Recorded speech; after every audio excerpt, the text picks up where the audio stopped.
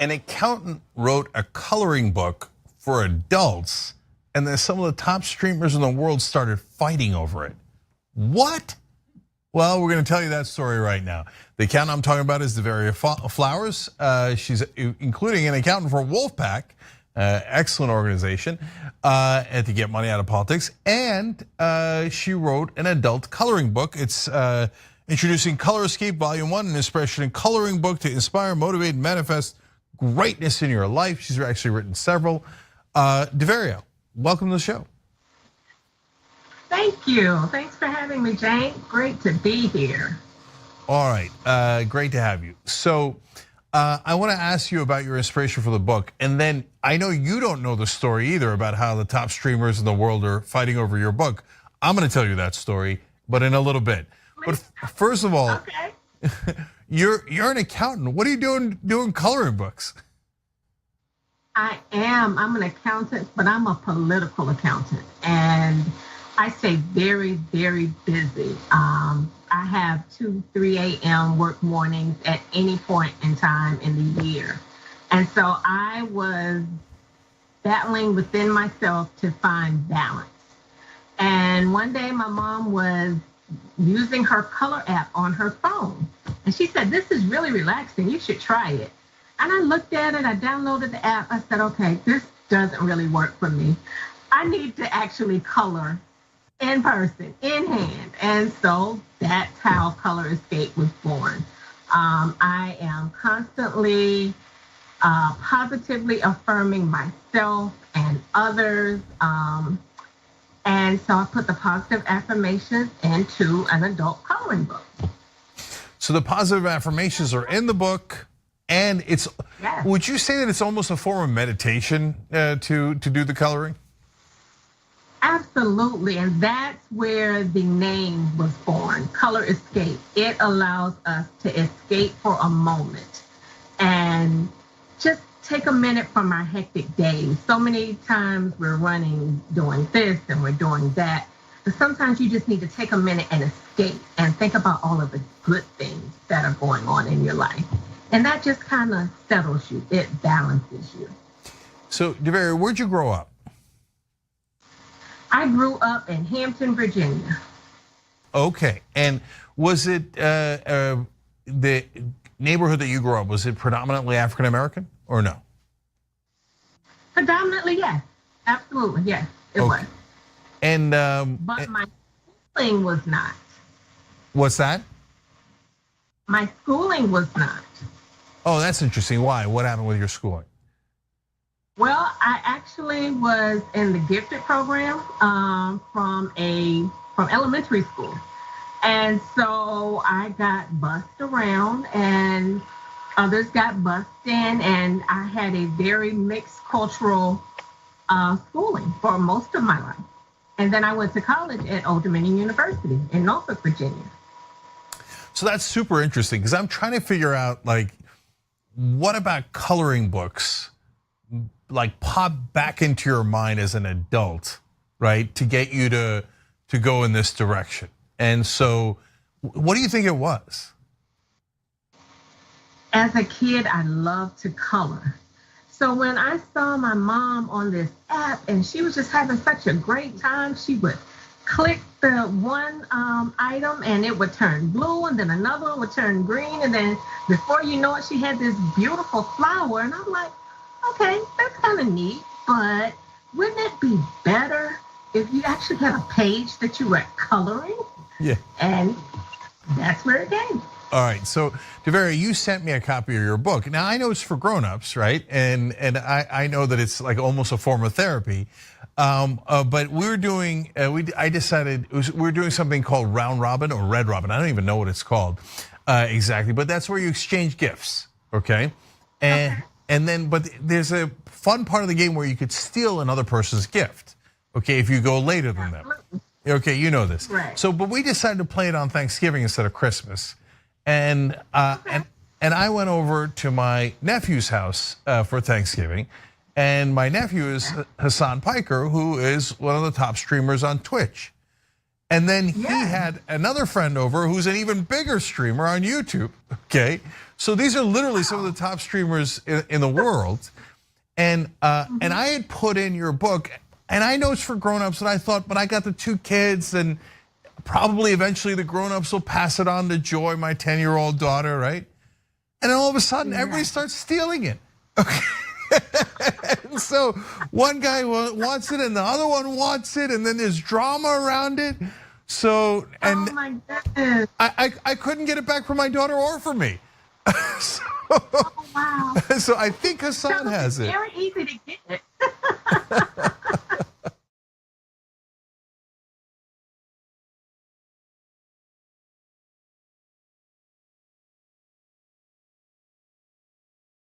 That's a good story, right? Now you get to. That's a great story. I love it. Yeah, I don't. Maybe they'll color it on air. It'll become a thing. Wouldn't that be wonderful? Yeah. I would love that. I mean, they play video games on air. Why not do coloring on air? Why not? All right. We should tell them that, Jake. Should tell them that. I will. I'll text them. I'll tell them. So one more thing, at least. So how many books have you written now, DeVary? There are actually 3 in my collection. We have the adult one, that was the first one. And then we have a children's coloring book because they also need to start at a young age, positively affirming themselves and, getting in a good vibe with everything that's going around. One of the pages in the children's book says no bullying allowed. There's a lot of that going on in the schools now. So just something to show our children that you too can have positive affirmations and you can escape for a moment from your day, from school. And then I did the toddler edition, and that's called Color Escape, Learning My ABCs and 1, 2, 3.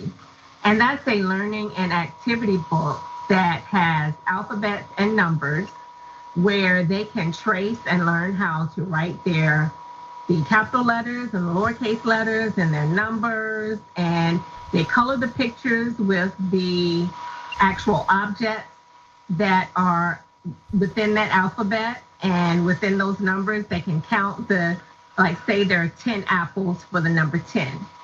And then at the end of the toddler edition, we have positive affirmations for them as well, because it's never too soon to start speaking life into someone.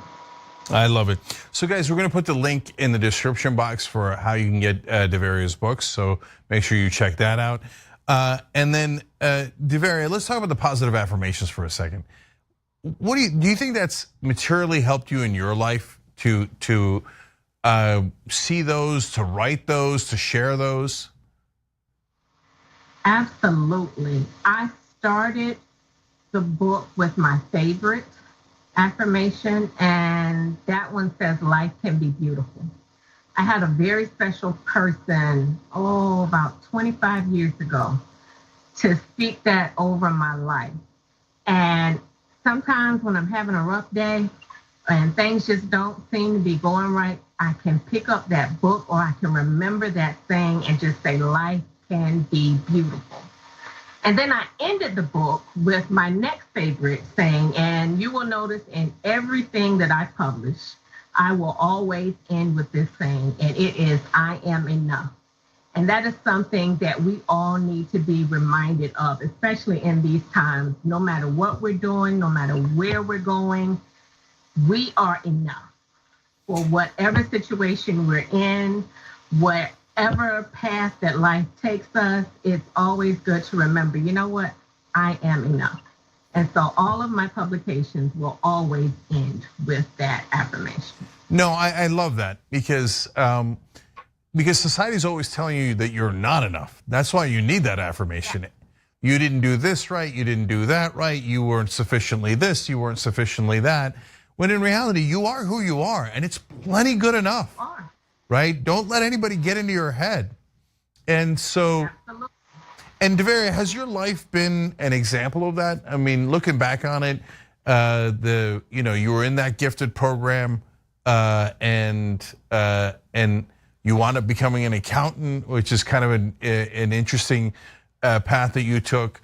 And when you look back at it, do you think, yeah, I was about to say, God damn it, I am enough.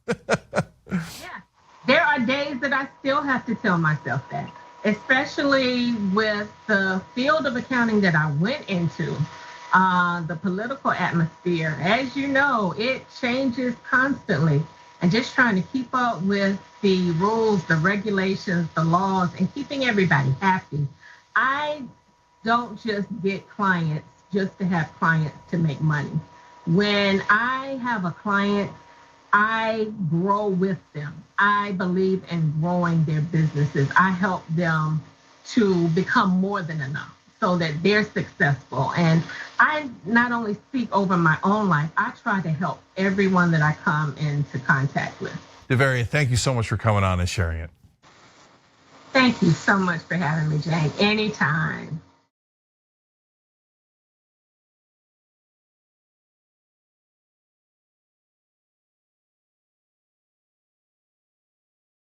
All right, our next guest is a Republican being attacked by other Republicans, and she's also part of a legendary basketball family, of course. So we're talking about Amy Tarkanian. She is a former Nevada State GOP chairwoman and a Republican strategist. Amy, welcome to the show. Thank you for having me. No problem. So things got a little wild in Nevada, and I want to show people a quick clip of some of your Republican opponents in their wild attacks against you, and have you comment on it. This is a part of it, guys. Let's show you. This girl, Miss Alcoholic that she is, Miss Panty Dropper after 2 shots, okay? This girl, if you want a piece of Amy, give her 2 shots. She'll give it to y'all, okay? This girl campaigned against my best friend, Gulcha. In Brooklyn, she'd get a beat, but here we have a couple of other rules, so we can't break her fingers. You know what I mean? Just kidding, just kidding. Amy, that's crazy. So tell us who, first of all, who is that? Sure. Well, that's Las Vegas City Councilwoman Michelle Fiore, and she was the Nevada Republican nominee for state treasurer. Okay. And that part that you showed wasn't even the worst part. Well, breaking your fingers would be pretty bad, and then. Well, and considering she's actually in the middle of a lawsuit with another city councilwoman because she actually physically assaulted her in City Hall to the point where she did break her fingers, and the city councilwoman had to go and have surgery. So when she says she's kidding, not clear that she's kidding because she's literally done that before. Correct. Interesting. Wow. So this fight within the Republican Party is deeper and crazier than people even realize. So I want to talk about the voters eventually because I think that's critical. But let's keep going with her. So why is she so upset at you?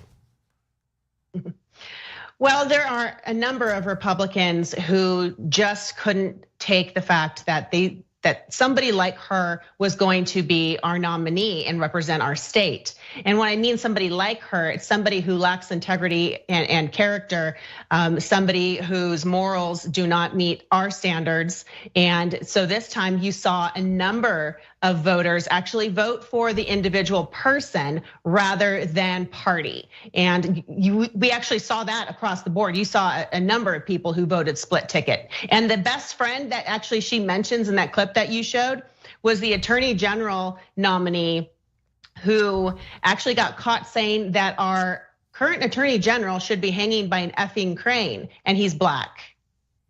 Jesus. All right, yeah. So look, there's more attacks against you that we're going to talk about in a second too, and more people doing it. But you endorse a couple of Democrats, right? Even though you're a lifelong Republican in Nevada. So why did you do that? Now, I'm sure I agree with you in endorsing the Democrats. You and I generally don't agree on policies. I'm a progressive, you're a Republican. But obviously it was extraordinary for you to endorse a Democrat. So why? Well, as you just saw, I mean, that actually made it pretty clear that I made the right choice, and it just it basically showed the public, because I had so many people saying, my gosh, that was so vile, it's so disgusting, I feel so bad for you, you don't deserve that, I hope that video goes away. And I said, well, you know what, this is something that I've been dealing with for a very long time from this current group of leaders, if you will, in the Republican Party. And she's also not just a city councilwoman, but she's also our national committee woman for the state party. And her combined with the state party chair, they behave like thugs, bullies, they harass people. And so once again, it made my decision very easy because I know that the incumbents in the 2 races in particular that I came out for, and that was for the state treasurer, Zach Conine, and for the Attorney General, Aaron Ford, I know that they have done an excellent job. We may not always agree, 100%. I don't always agree 100% with the Republican, but guess what? I know that they're going to get the job done at the end of the day, and they're going to do it with integrity, and they're not going to embarrass our state. Well, so since I'm on the left, I'm glad they didn't listen to you because the folks that you wound up endorsing against lost, generally speaking, and as they did throughout the country, by the way, because they picked ridiculous extreme candidates that say the kind of things that we just showed you on that tape. Now, you mentioned that wasn't even the worst of it. What was the worst of it? Well, she actually alluded to saying that me and the attorney general were having an affair. So you heard her saying, oh, she's, however she stated, 2 drinks and her panties drop or whatever, which is disgusting in the first place. But then to go so far as to say that I'm having an affair with the attorney general and that's why I endorsed him. I mean, he's a married man, happily married man. I'm a happily married woman. We both have families. So that's very reckless rhetoric to be sharing without anything to back it up with.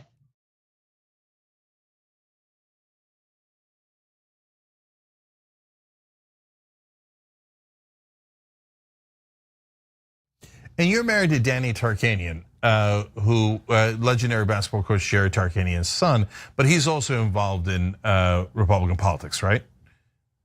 Correct. He's currently a Douglas County commissioner. Yeah. So, Amy, what I want to come back to some other male Republicans also attacking you too in a second. But as I look at that tape, look, I haven't. When I was younger, I was a Republican, but I haven't been a Republican in decades. So I got no interest in protecting the Republican Party. But it still feels a little different than it used to be. Because in the old days, that would have turned off the voters. That kind of crazy talk about personally attacking someone like that. But I'm not sure it's turning off Republican voters anymore. What's your sense of it?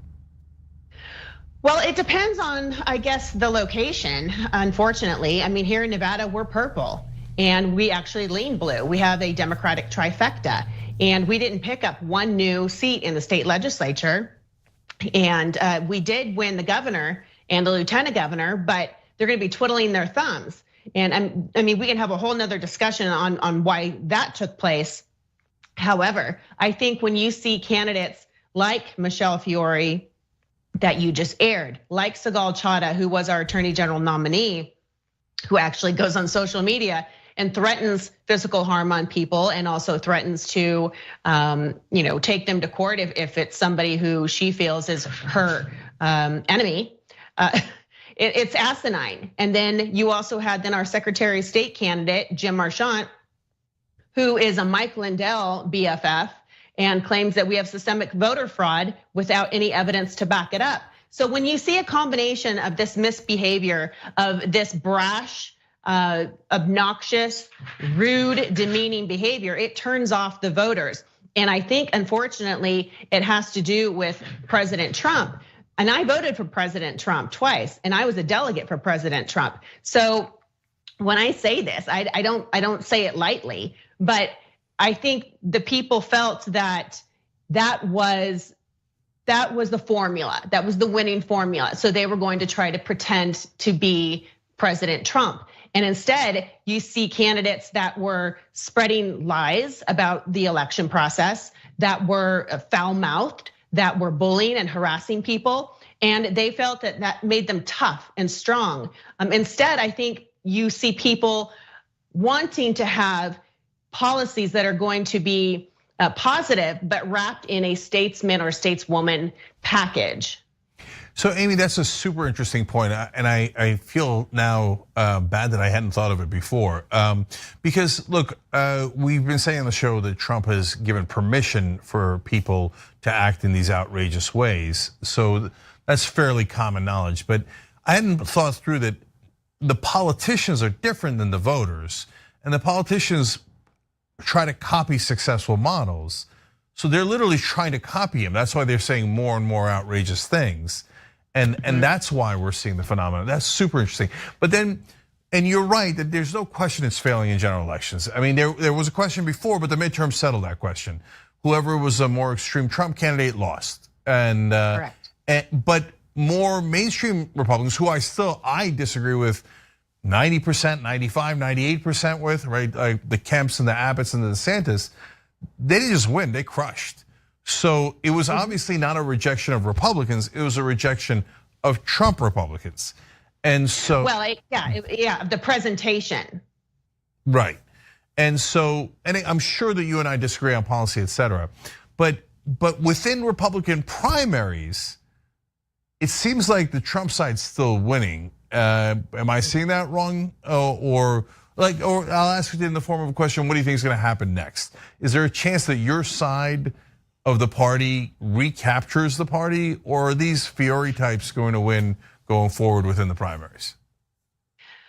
I would like to hope that the pendulum swings sooner rather than later. I don't know if that's going to take one election or two elections to actually get back on track. But there are a number of people who are brainwashed now, and I don't know if we can get them all back. When you have people in the state party, such as the current chair, the national committeeman, national committeewoman, who do not even blink an eye, and they continue to spread the misinformation, disinformation on candidates and on the election process. I think it really hurts not just the party, but it hurts the democracy overall. And they feel emboldened, though. I think they feel like they're untouchable. And so if they're able to go around and share this information with people who maybe are more low-informed voters and don't do the research or don't eat, sleep, and breathe politics like you or I, they're going to believe what these people have to say, unfortunately. And I think that's why you see far-right candidates, make it through the primary, but then on the other hand, you also see far left. A couple years ago, we had the Democrat Socialists take over the Democratic Party here in the state of Nevada. And the Harry Reid side said, sayonara, and they took their money and went elsewhere. And so, I mean, it's been a big problem. But I think really what this does is, since we have the fastest growing registration in the state of Nevada is third party. It would go third party, Democrat, and then Republican. And I think there's several reasons for that. One is our DMV actually will put you into the nonpartisan role if you don't check a box. But more than that, you have people coming out by the drove saying, I don't have a home. I'm so sick of this toxicity on the far left and on the far right. Can't we have somebody normal in the middle that can have a normal, rational conversation? And I think that's where we're at now. Yeah, I'm sure that I would disagree with you on how you've characterized the far left in Nevada, but that's okay. We disagree. There's nothing wrong with that. We're just trying to. I will tell you though, I have some of my closest friends that are actually to the far left, and we get along fabulously. Because you know why? Because we respect each other. Amy Tarkanian, with a very interesting experience in the Republican Party in Nevada. Thank you so much for joining us. We appreciate it. Thanks for having me.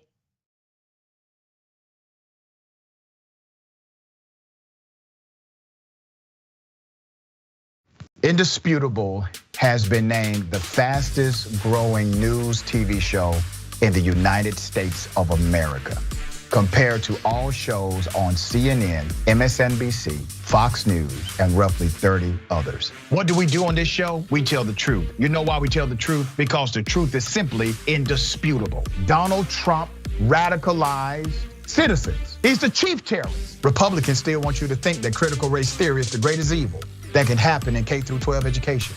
It's not even taught. I guarantee you this, David. If he would have taken a knee during the national anthem to bring awareness to the need for more money for cancer research in America, he would not have had that response. It was the fact that he took a knee for black folk and brown folk. You rather pick the voters because you're scared of the voters picking the politicians. It frightens you, but we coming. When you are in a privileged position, equality looks like oppression to you. The Karenicity runs deep in this one. We provide a mirror for reflection and a mirror for correction. Don't touch me. Don't touch me.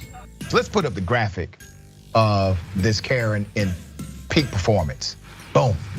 They want anarchy so they can start creating their own rules. Can you share with me some examples? When they were running around during the terrorist attack on January 6th saying hang Mike Pence. So those are the people I'm talking about. That's a problem, correct? You work for Mike Pence, stand up for the guy. Do not allow the ideology of politics to evaporate the humanity that still exists inside of you. They don't stop, I don't stop. Racism won't stop, I won't stop. Systemic bias won't stop, so I won't stop. People still need health care, so I won't stop. People still need criminal justice systems reformed in this country, so I won't stop. And you won't stop either.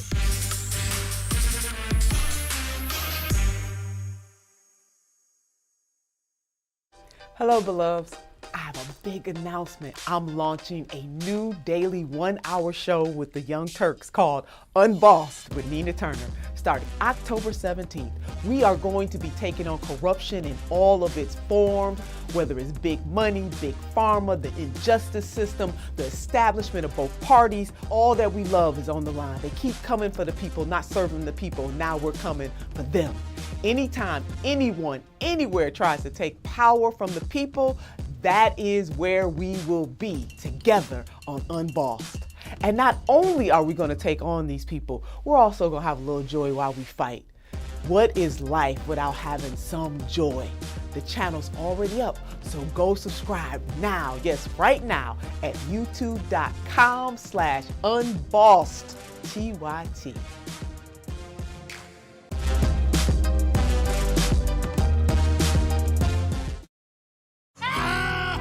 Field goal here.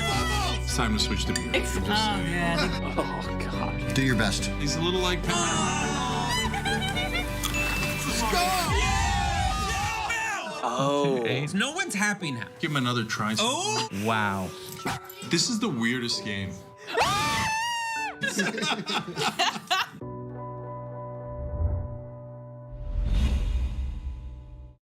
We've been around for about 20 years, and we have about 20 billion views. Am I proud of that? Hell yeah, I am. We put out 20 billion messages in a bottle. Have we helped to move now 2 generations, millennials and Gen Z, to become progressive? Yes, those numbers are real. We moved generations. Were we the only ones? Of course not. But we have been the largest online news show for now decades.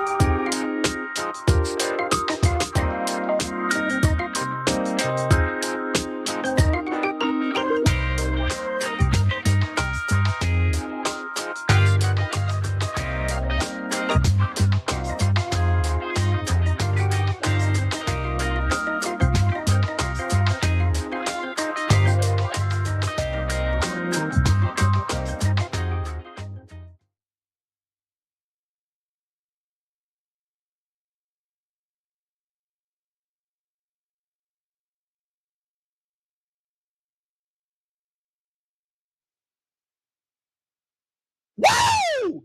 Get some!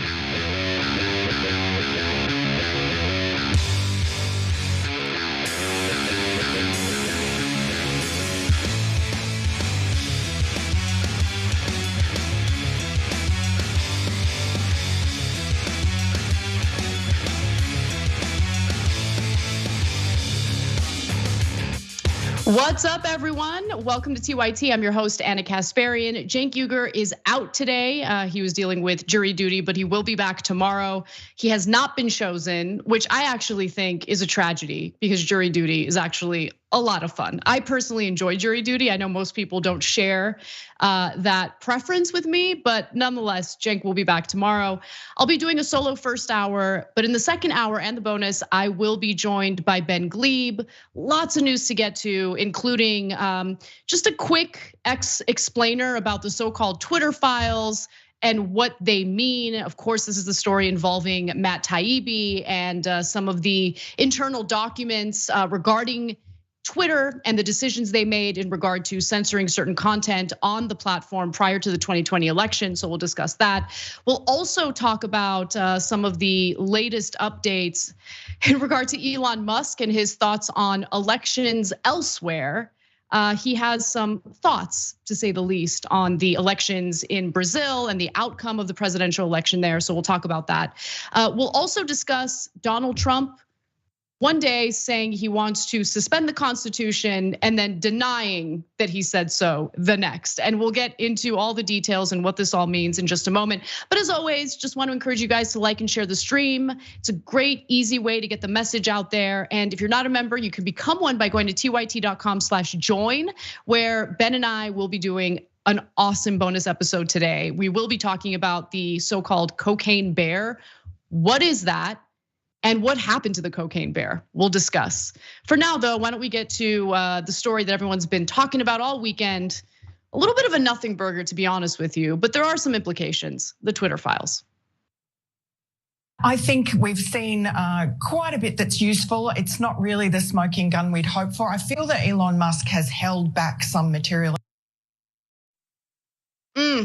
You just heard from a columnist over at the New York Post. Her name is Miranda Devine, and she flat out says that the so-called Twitter files, meaning the information that Elon Musk leaked or gave to Matt Taibbi, who then put together a lengthy Twitter thread, ended up really being a big nothing burger. Certainly not the smoking gun that the right wing was hoping for.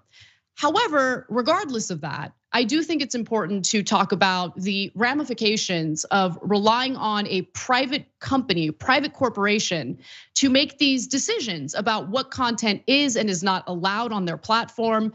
Because if Twitter truly is considered or thought of as the public square, well, I think there should be a lot more transparency in regard to what is and is not censored.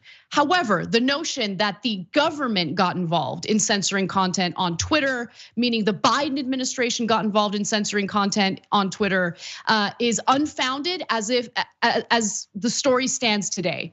Matt Taibbi says there's more to come. Who knows what he's gonna report moving forward, or more importantly, what he's gonna tweet moving forward. But for now, let's give you a summary of what's happening and what this all means. Let's start with the context and what this is really about for the right wing. It centers on the New York Post and the Hunter Biden laptop story that was published just weeks prior to the 2020 election taking place. So in October of 2020, again, before Biden was elected, just weeks before Election Day, the Post published a salacious story about the contents of Hunter Biden's laptop. The information came to them via Rudy Giuliani, the personal attorney to then President Donald Trump, in the form of a hard drive with information taken from the computer, said to be left at a Delaware computer store. Now, the right wing has really latched onto the Hunter Biden laptop story. They're obsessive about it. Now that the Republican Party has taken control of the House, they have made it abundantly clear that that is what they're gonna spend most of their time doing, just investigating the Hunter Biden laptop story. Meaning, if you are frustrated with how your life is today, the instability, the precariousness of your work life, the lack of wages necessary to keep up with inflation, Republicans plan to do nothing about that because they're far more obsessed with what kind of sex Hunter Biden was getting involved in and how much cocaine he did. So let me continue though.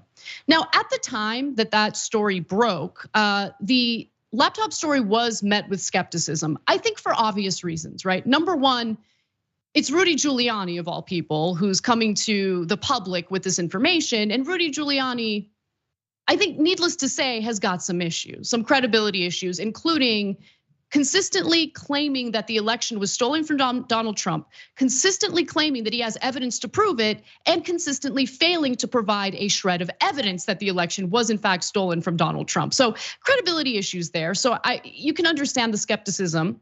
He also refused to share the source material with news outlets. So the credibility issues, the lack of source material, it was easy to dismiss that story. But the information coming out of the laptop story has since been verified as legitimate. So what's fair is fair, and we should be clear about that. Now, outlets chose not to aggregate the Post report and followed warnings from former US intelligence officials, that's an important key word here, who signed a letter saying that the Hunter data had all the markings of a Russian disinformation campaign. Now, the reason why I say former US intelligence is important is because if it's current US intelligence that's badgering Twitter or other social media platforms to censor certain content, Well, a case could be made that the government's getting involved in censoring speech, and that does run into some potential issues with the Constitution, the First Amendment. But so far, we haven't seen anything to prove that. But let's continue. So Twitter did get involved. First, the platform suspended the Twitter account of the Post. It also deleted and suspended anyone who shared the story. Twitter eventually reversed that decision and reactivated the New York Post Twitter account, along with countless others banned from sharing the Hunter Biden story. Now, Kayleigh McEnany, who at the time was the White House press secretary, was also suspended from Twitter.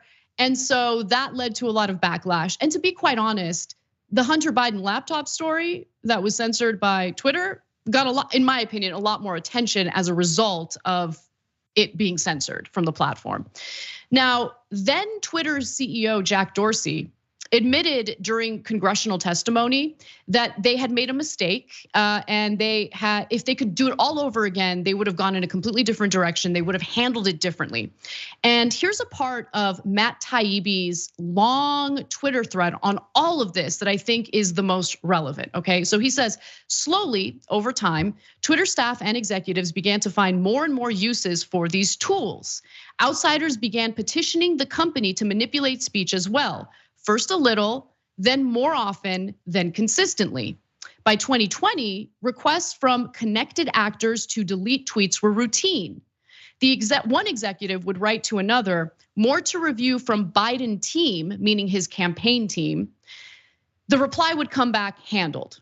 Okay, so far we're talking about Biden's campaign. He's not president yet, so the idea that the White House is meddling in free speech is, again, unfounded. And it doesn't matter though, because Elon Musk weighed in on this and he says the following: if this isn't a violation of the Constitution's First Amendment, what is? By the way, further debunking this myth of billionaire meritocracy. Like, have you read the Constitution? Have you read the First Amendment? It's the government specifically censoring your speech. That is what's considered a violation of the First Amendment. That is not what happened here. Now, the lack of transparency and the fact that you have campaigns censoring what content we're able to see is something that I'm concerned about, right? It would be much more important for us to know, how do they make these decisions? Why do they make these decisions? And these platforms are notorious for not being upfront, honest, and transparent about what's transpiring. But again, this has turned out to be more of what we've already known. And in terms of the smoking gun that the right wing was hoping for, they certainly haven't gotten it. And if they do, they haven't got. If they will in the future, they certainly haven't gotten it yet. Now, it's actually not. Let's go to Taibbi's other tweet, because I think this is a really important part of it as well. This is the 22nd tweet in his lengthy thread where he writes, although several sources recalled hearing about a general warning from federal law enforcement that summer about possible foreign hacks, there's no evidence that I've seen of any government involvement in the laptop story. In fact, that might have been the problem, okay? So no evidence of the government getting involved, but let me continue with the next tweet where he says, the decision was made at the highest levels of the company, but without the knowledge of CEO Jack Dorsey, with former head of legal, policy and trust, the policy and trust Vijaya God playing a key role. Okay, so I just think if it's the government, if it's really like FBI officials, really they're gonna go to lower level employees. They're not gonna talk to the CEO of the company at all. They're not gonna talk to Jack Dorsey at all. I found that a little strange, but let's continue. So the allegation is that the FBI went directly to like these lower level employees who deal with like the content moderation and what is and is not considered safe. Also worth pointing out that it wasn't just the Biden campaign. The Trump campaign was definitely involved as well. Let's go to the next graphic. This is another tweet from Taibbi's thread where he says both parties had access to these tools. For instance, in 2020, requests from both the Trump White House and the Biden campaign were received and honored.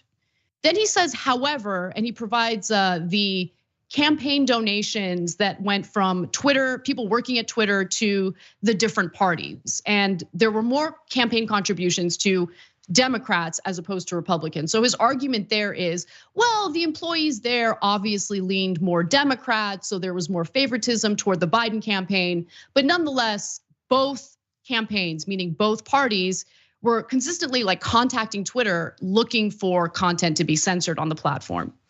Now, it's also worth noting that many of the links the Biden team asked Twitter to remove were actually like pornographic links from the Hunter Biden laptop. So embarrassing stuff about Hunter Biden.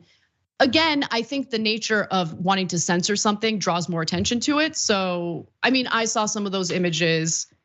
I don't really care about it. I just don't think, I mean, what power does Hunter Biden have? Hunter Biden is not like Ivanka Trump or Jared Kushner or Don Jr., family members that Donald Trump intentionally brought on to serve as advisors or, part of his cabinet in the White House. That is not what's happening with Joe Biden and his son Hunter. So why do I care? Okay, so the guy had an addiction issue. So do many Americans. Like, why is this such a big deal? And why are Republicans so obsessed with investigating it in the House? I mean, go for it, I guess. I mean, I don't really care. I have no loyalty to Hunter Biden. He's not my daddy. I'm not like right wingers who are like on their knees, like doing what they can to protect and show love to their elite. I don't care about any of that. If there's any wrongdoing, great, investigate him. What do I care? What I do care about is what kind of representation are we getting from our elected officials, people that we elected into positions of power to represent us. That's what matters here, right? And in terms of, First Amendment violations, there's still no evidence of that whatsoever. And if you are concerned about a platform as big as Twitter serving as the town square, well, okay, well, we're seeing some censorship happen right now. When Elon Musk takes over, he has no problem censoring anyone he disagrees with. And I've certainly noticed that on the platform. But when it's kind of painted as a liberal effort, all of a sudden it's not okay. If we genuinely care about protecting speech on Twitter, which still is a private company, well, then we should be demanding equal treatment regardless of what the political ideology is. But all I'm seeing right now is right wingers giddy, just absolutely enjoying themselves, knowing that Elon Musk is completely tipping the scales, not to the center, but toward the right. Finally, I do want to go to one more video because I just find it so fascinating how many people on the right, prominent members of the media, have just flat out admitted the truth, which in this case, this is not the smoking gun that they were hoping for, right? So let's go to the last video here. This is Will Cain on Fox and Friends speaking to the laptop repair shop owner about how really there's not much here. As much as we have seen from what Elon has released about the coordination between the government and Twitter, there isn't necessarily a smoking gun yet when it comes to your case, Hunter Biden. In other words, we don't have the government official saying, spike that. Do you think that probably exists? Do you expect that somewhere and is yet to be seen?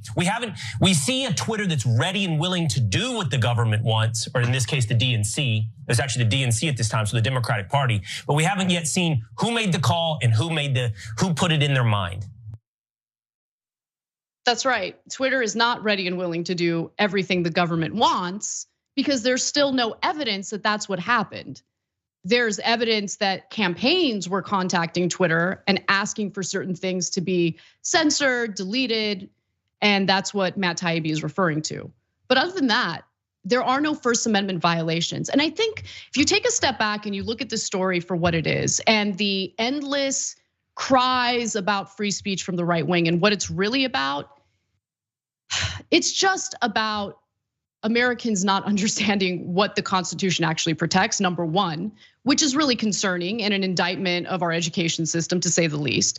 But the second part of it is it's become yet another version of the manufactured culture war, where Republicans will point fingers at everyone else and say that they're engaging in oppression Olympics, that they're always looking to be victims, when in reality, they dominate every conversation about how they're the victims. There's no evidence of victimhood here. You have two political campaigns, one Republican, one Democrat, contacting Twitter during the 2020 elections, asking them to take certain content down. And in a lot of cases, Twitter did.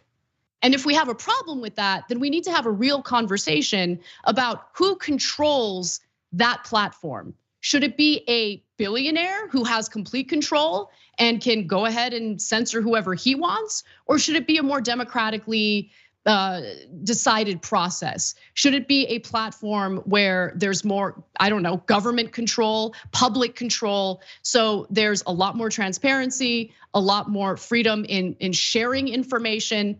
These are difficult questions to answer, but if you're genuinely concerned about free speech, putting all that power in the hands of one billionaire isn't gonna protect your ability to say what you wanna say on the platform. Quite the contrary, because again, the Constitution doesn't protect you from a billionaire censoring your speech on a private platform, privately owned platform.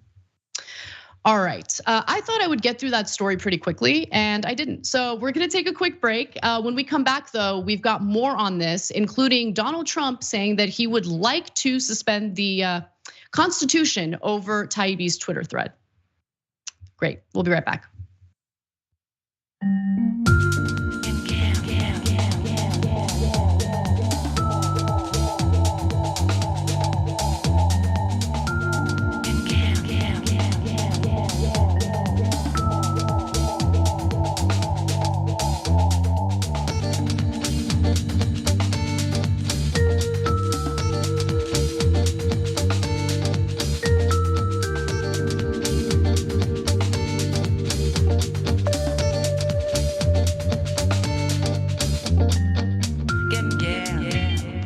What's up, everyone? Welcome to our first social break of the day.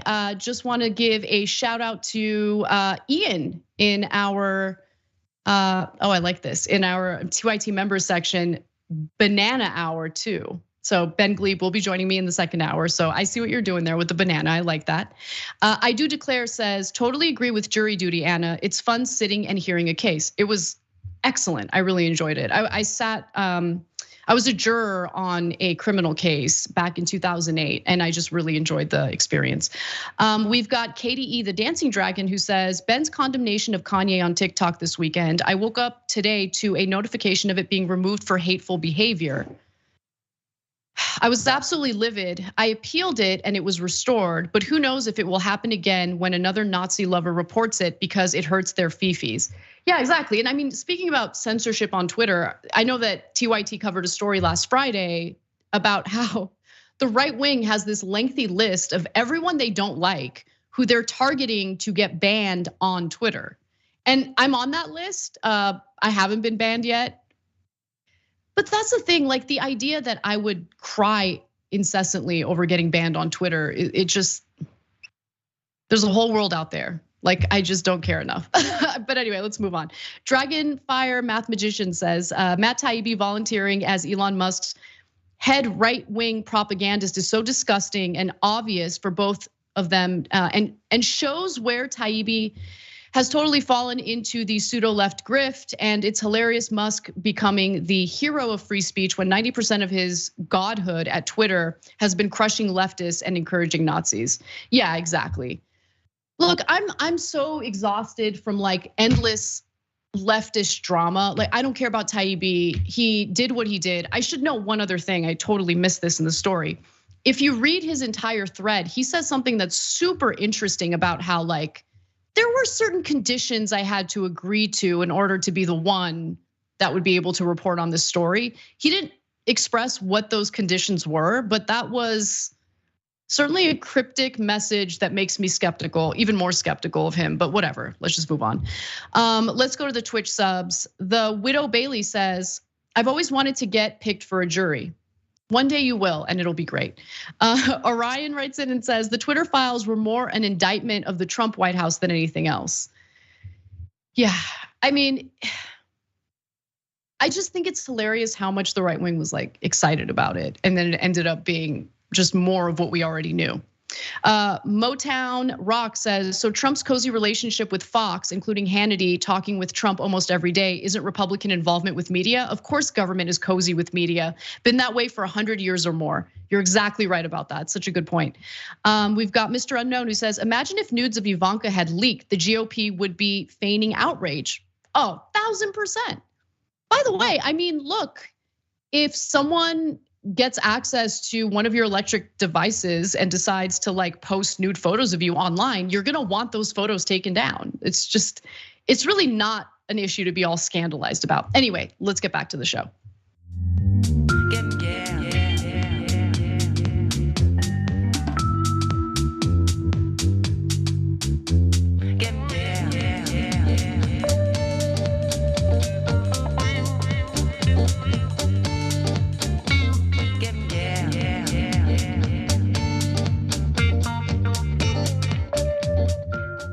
What's up, everyone? Welcome back to TYT. Ana Kasparian with you. Now that we have, just done a really great job, comprehensive job here, understanding what the whole Twitter file story is, what Matt Taibbi's involvement has been, why don't we talk about the reaction from people like Donald Trump, who is absolutely convinced that he lost the election over the lack of reporting on Hunter Biden's laptop, which is one of the dumbest things I've ever heard. So let's talk about it. Following Matt Taibbi's confirmation that Twitter often gave in to requests from both the Trump campaign and the Biden campaign to censor content on the Twitter platform, Trump sprang into action and asked for, well, exactly what you would expect Trump to ask for: the suspension of our Constitution, because he is convinced the election was stolen from him due to the lack of reporting on Hunter Biden's freaking laptop. Now, let's not forget the fact that in 2020, what was really fresh in the minds of American voters was just how much Donald Trump bungled the response to the coronavirus, okay? You have close to 1 million people dying from the virus. You have Donald Trump talking about injecting, your body with disinfectant. I kind of feel like Trump did a better job in destroying his chances at getting reelected than the lack of reporting on a freaking laptop and the salacious material within it. Nonetheless, on Truth Social, he wrote this. So with the revelation of massive and widespread fraud and deception, there is no evidence of widespread fraud at all, or really deception. In working closely with big tech companies, the DNC and the Democrat Party, do you throw the presidential election results of 2020 out and declare the rightful winner, or do you have a new election? You do neither, Trump, because as Matt Taibbi's Twitter thread made abundantly clear, your campaign often reached out to Twitter and demanded that content be taken down. And oftentimes they listened to those requests and carried them out. So the idea that there was like this extreme favoritism over at Twitter is laughable. He continues though, a massive fraud of this type and magnitude allows for the termination of all rules, regulations, and articles, even those found in the Constitution. Our great founders, I don't know why he has founders in quotations, but okay, our great founders did not want and would not condone false and fraudulent elections. Okay, again, the idea that the Hunter Biden laptop story would change the outcome of the election is laughable. And even though Elon Musk has, provided cover for Nazis on the platform he's now the owner of, even though he, as a billionaire CEO of multiple companies, should be doing, the work that you would expect the head of any company to do, and he spends all of his time on Twitter trolling instead, he did have a good response to Trump here, where he says, the Constitution is greater than any president, end of story. Now, when you have Elon Musk of all people turn on you and basically slap down your request to suspend the Constitution, might make you rethink, what you're asking for here. So I want to go to the very, very, very, very last tweet, or I should say post from Trump. It's not a tweet, it's from Truth Social, where he claims that we're all lying, okay? What he posted on Truth Social, we just imagined it. We totally imagined it. He didn't actually write it. He said, The fake news is actually trying to convince the American people that I said I wanted to terminate the Constitution. No, they said you wanted to suspend it, and that is literally what you said. Okay, but let me continue. This is simply more disinformation and lies, just like Russia, Russia, Russia, and all of their other hoaxes and scams. What I said was that when there is massive and widespread fraud and deception, as has been irrefutably proven, it has not been, in the 2020 presidential elections, steps must be immediately taken to right the wrong. Only fools would disagree with that and accept stolen elections. MAGA. Nice touch at the end, Trump. Nice touch at the end. You said that the election was stolen, that there was widespread fraud. Those things are untrue. And as a result, you want to suspend the Constitution. That's what he said. But he's denying it. Luckily, this time around, no one's buying it. And during a fundraiser earlier, prior to the suspend the Constitution posts on Truth Social, he had recorded a video where he gives the January 6th Capitol rioters some love. Okay, so let's take a quick look at that. Have been treated unconstitutionally, in my opinion, and very, very unfairly. And we're going to get to the bottom of it. So I want to thank everybody for working so hard. I know how hard you're working to get justice for people that are imprisoned right now and people that are being tormented. We can't let it happen. We're going to stop it. We're going to win. So keep in mind, he films that video, makes it seem like the individuals who stormed the Capitol on January 6th are innocent victims who are political prisoners, essentially. That is what he's making them out to be, when we know they broke the law. You have members of the Patriot Front, of militia groups, being charged and convicted for what they did for, I'm forgetting the word right now, but essentially committing an insurrection or attempting to commit an insurrection. And Trump's providing cover for them. At the same time, he's calling for a suspension of the Constitution. The thing is, if there's no backlash, if there's no one telling Trump you can't do that, he'd do it. But because there was a little bit of backlash, he's like, I didn't say that. I didn't say that. By the way, in a September interview, I don't believe this for a second, Trump said he was financially supporting some January 6 defendants and promised he would issue pardons and a government apology to those being prosecuted if he were reelected. Okay, Trump won't even pay his own lawyers. There is no way he's financially supporting January 6 Capitol rioters. I don't believe that for a second, but nonetheless, he's trying to send a message out there. This is the kind of behavior he supports and wants to provide cover for. Now, what are Republicans saying? You got mealy-mouthed, wishy-washy answers from people like Representative Mike Turner, who is a Republican. Here's what he had to say on Face the Nation.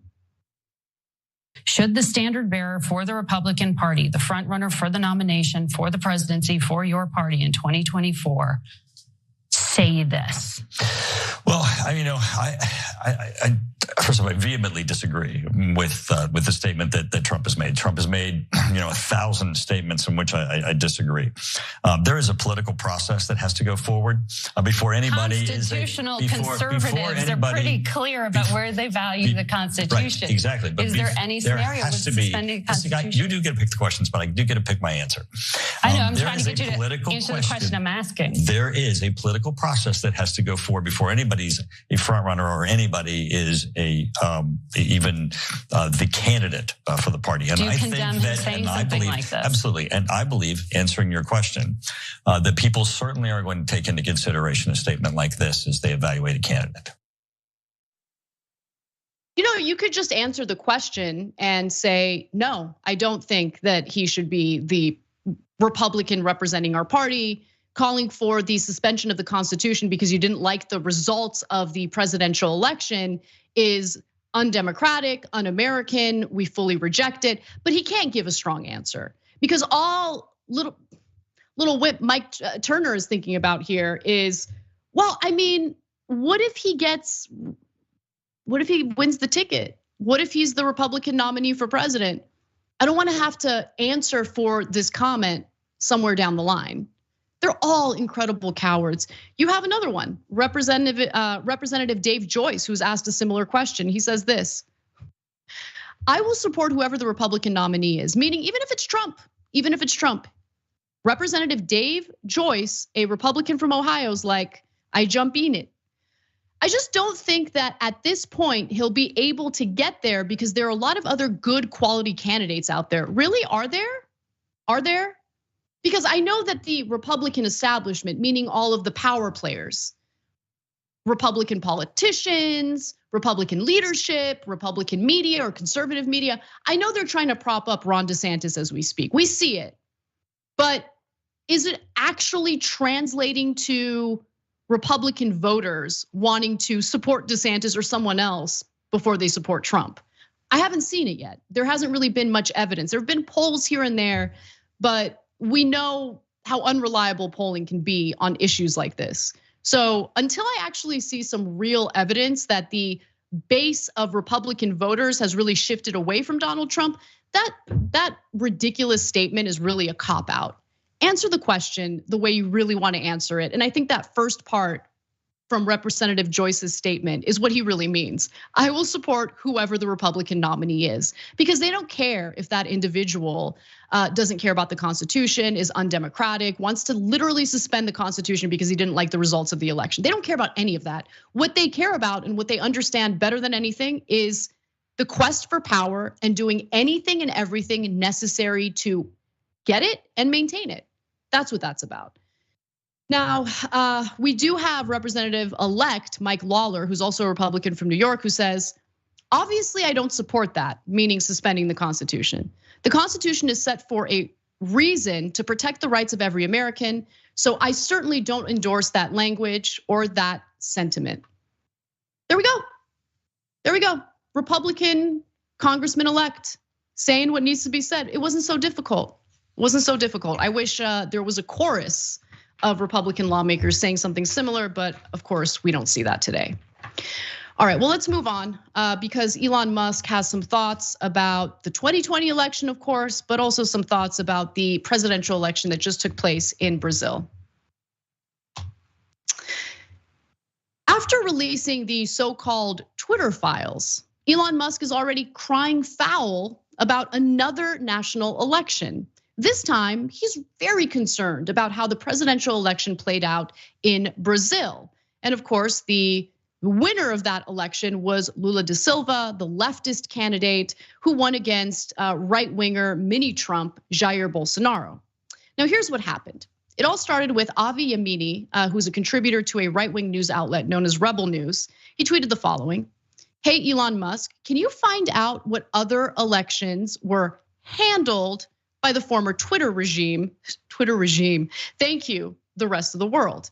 Now, what he's making a reference to is how the so-called Twitter files, which were released by Elon Musk to Matt Taibbi, and then Matt Taibbi had a lengthy Twitter thread about it, just indicated that both campaigns, both the Biden campaign and the Trump campaign during the 2020 election, reached out to Twitter to ask for content to be taken down, and oftentimes that content was censored. That was the big smoking gun story that's being referred to here. Now, in response to that tweet by Avi Yamini, Elon Musk says this: "I've seen a lot of concerning tweets about the recent Brazil election. If those tweets are accurate, it's possible that Twitter personnel gave preference to left-wing candidates." How about you shut up? Okay, how about instead of pondering, maybe there's a possibility that how about you don't know anything yet?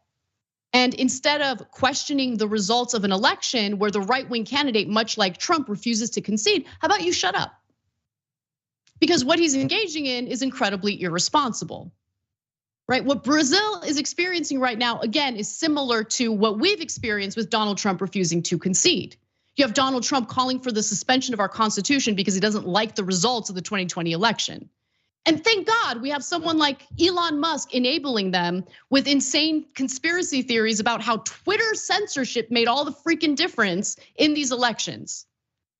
Jair Bolsonaro was a disaster in Brazil, okay? His approval ratings were incredibly low. The way he handled the coronavirus pandemic, similar to Trump, was a disaster. The way he treated the indigenous community in Brazil, disaster. What he did to the rainforest under his leadership, disaster. I mean, the list goes on and on. He made Lula da Silva, who was the leading candidate in the previous presidential election, a political prisoner. Okay, and that was the only reason why he won. I don't see Elon Musk, concerned about that, because of course he's not concerned. I mean, name a right-wing figure and you'll find a friend. Elon Musk will find a friend in that figure. It's amazing. So Hassan responded to that saying, are we just gonna have Elon claim every election he doesn't like the outcome of stolen by Twitter now? Okay, let me read that again. So are we going to have Elon claim every election he doesn't like the outcome of stolen by Twitter now? And the answer is yes, this is the way that they play. This is what they do. He has no evidence indicating that Twitter stole the election for Lula. This is so incredibly dumb. But look, I want to bring up a broader point here. Because the fact of the matter is, Elon Musk, not a firm believer in the democratic process, neither here nor abroad, because when the United States was accused of orchestrating a coup in Bolivia, he was all about it and was pretty clear about how he was all about it. So let's go to this next Twitter exchange. One person had written to Elon, you know what wasn't in the best interest of people? The US government organizing a coup against Evo Morales in Bolivia so you could obtain the lithium there. And he responded, we will coup whoever we want, deal with it. Oh, Elon Musk, the man who's notoriously concerned about democracy across the world, right? Until he wants the natural resources necessary to make the batteries for his electric vehicles. In that case, he has no problem with the United States government orchestrating a coup, overthrowing a democratically elected leader to pave the way for US business interests to rape and pillage the natural resources in the country that they're orchestrating said coup in. I mean, if there's anyone who genuinely believes that Elon Musk wants to protect free speech when he would rain terror on his own workers for wanting to organize, anyone who thinks that Elon Musk believes in and wants to protect democracy when he just brazenly says that we'll coup who we want just so he can access the natural resources he needs for his business, you're just dumb. You're dumb. You're a dumb person. Okay, I'm just keeping it real. And they'll tweet to me, they'll contact me, they'll email me, they'll tell me I'm dumb. I know, I'm a woman, I can't think for myself, I'm so dumb. Except you got played by a billionaire. I mean, that is the most pathetic thing I've ever seen. Now, what I think is really transpiring is right-wingers know exactly what Elon's doing. He's protecting right-wing interests. And so they're, providing this facade of democracy and free speech to enable the behavior he's engaging in. But we all know what's really going on, right? We all know it. And think about how pathetic it is when you need a billionaire to be your daddy. When you go to extreme lengths to protect a freaking billionaire who honestly is representative of so much of the pain and suffering of a system that has caused so much pain and suffering toward American workers in this country and throughout the world, really. That's your daddy? Okay, I think it's pretty sad. Now, let's just quickly give you a rundown on what's transpiring in Brazil, because as I mentioned earlier, Lula da Silva did win that election, but Jair Bolsonaro, the incumbent running for re-election, he lost but refuses to concede. Bolsonaro filed an official complaint to the Brazilian Superior Electoral Tribunal, the country's highest court on electoral law. The lame duck president informed the court that a company he'd contacted or contracted to investigate the country's election machines found a bug in the machines, of course, that rendered the election invalid, claiming the machines incorrectly attributed millions of votes in his favor to Lula, and that therefore he actually won the October 30th runoff. In response to Bolsonaro's electoral challenge, or I should say the response to his electoral challenge was swift and decisive, as the electoral tribunal wasted no time in denying his claim. It argued that the bug Bolsonaro's chosen watchdog company found is real, but that it only affected the oldest generation of voting machines in the country and did nothing to change the results of the election. According to the tribunal, the election was as free and fair as any that Brazil has had since it transitioned back to democracy. And the court even ordered Bolsonaro to pay a fine for what they refer to as bad faith litigation. It'd be nice if we saw that here with the bad faith litigation that Trump and his campaign spurred. Now, make no mistake, Bolsonaro isn't giving up. He's just like Trump. He really is considered like a mini Trump. And like Trump, he has spent years lying about election fraud. So let's get to the next graphic. Bolsonaro had claimed that apparent patterns in vote results show proof of fraud. He has repeatedly said the election officials count votes in secret. It's just the same thing, everybody. It's the same thing that we're seeing here. It's like he's been watching the outcome of the 2020 election in the United States, just taking notes. It's like the only time he's done any work in his life as a leader of any country. He's like, I mean, I don't care about anything else, but let me take notes on what Trump is doing in embarrassing himself through his failure to concede, and let me just mimic that and see if it works here. And luckily it hasn't. So look, I'm not gonna bore you with more. Lula won.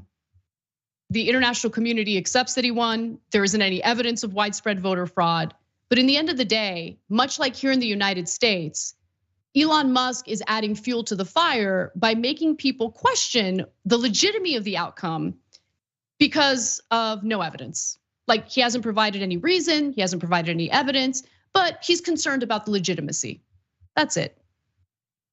Really glad that he's head of what's considered the town square of social media. So pathetic. All right, we got to take a break.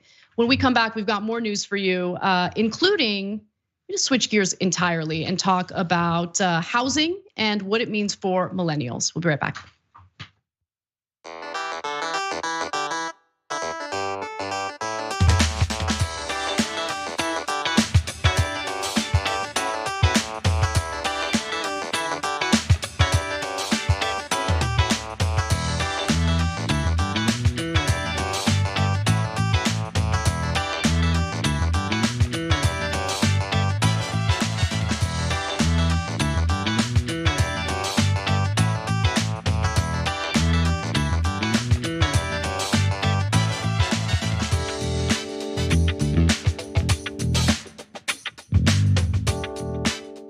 What's up, everyone? Welcome back to our social break. I'm gonna read from Taliesin M15 from our Twitch community who says, I'm Brazilian and now I live in the United States because of the fear I had of living in a country that has Bolsonaro as president.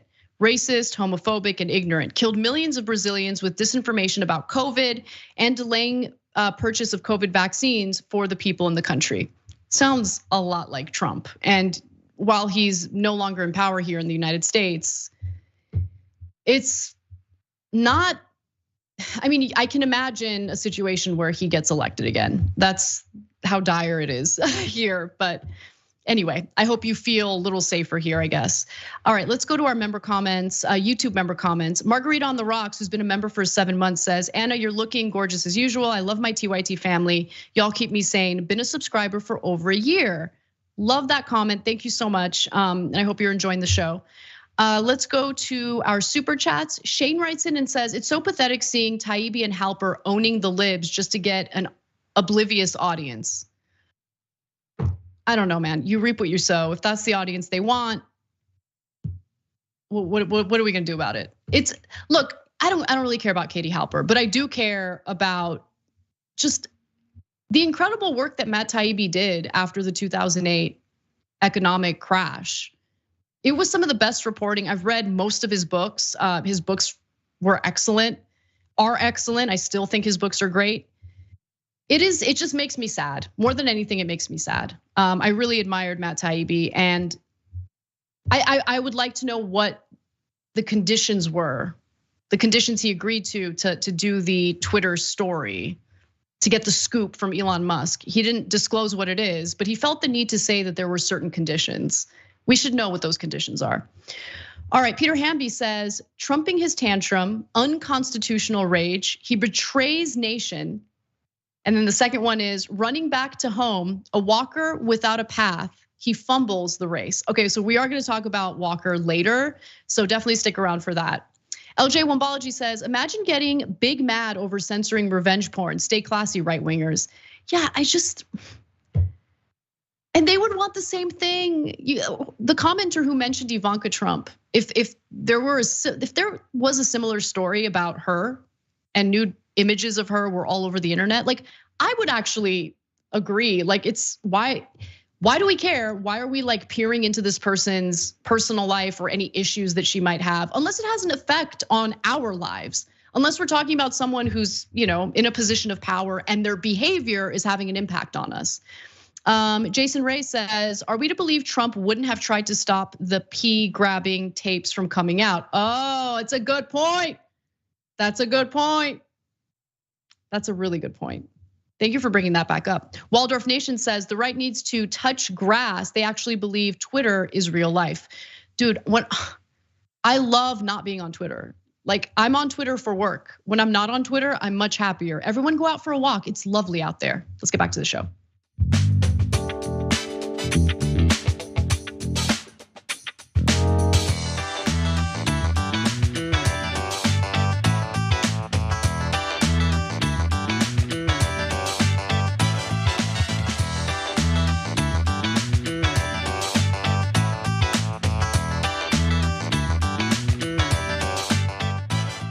Welcome back to the show, everyone. Ana Kasparian with you. Let's get right to our next story. Officials here say that the outages began Saturday night after 2 power substations were intentionally targeted and damaged by gunfire. This was intentional. Crews found signs of vandalism. Multiple pieces of equipment were damaged. Repairs may go on for days. Tens of thousands of residents in central North Carolina are suffering with cold temperatures and no power to keep warm after gunfire damaged electric substations in the area. Now, this is in Moore County, to be specific. Officials say that the power outage is believed to be intentional, meaning the vandalism that led to the power outage is intentional, though a motive has yet to be determined or confirmed. Now, there's a lot of speculation about what the motive was. I guess I'll speculate, but I want to be clear, it has not been confirmed and we should not assume things and act based on assumptions. With that said, though, let's take a look at officials during their press conference talking about what happened and why they believe it was intentional. Evidence at the scene indicated that showed that the firearm had been used to disable the equipment. Folks, this was a terrible act, and it appears to be an intentional, willful, and malicious act. And the perpetrator will be brought to justice and prosecuted to the fullest extent of the law. So the second gentleman you heard from is Tom McGinnis, who is a state senator in North Carolina, and he believes that it is in fact intentional, but he's not the only one. So the sheriff who you heard earlier in that video also said that he believes that it is an intentional act of vandalism. As utility crews began responding to the affected substations, evidence was discovered that indicated that intentional vandalism had occurred at multiple sites, the sheriff's office said in an earlier statement. Deputies were then deployed to various locations to provide security.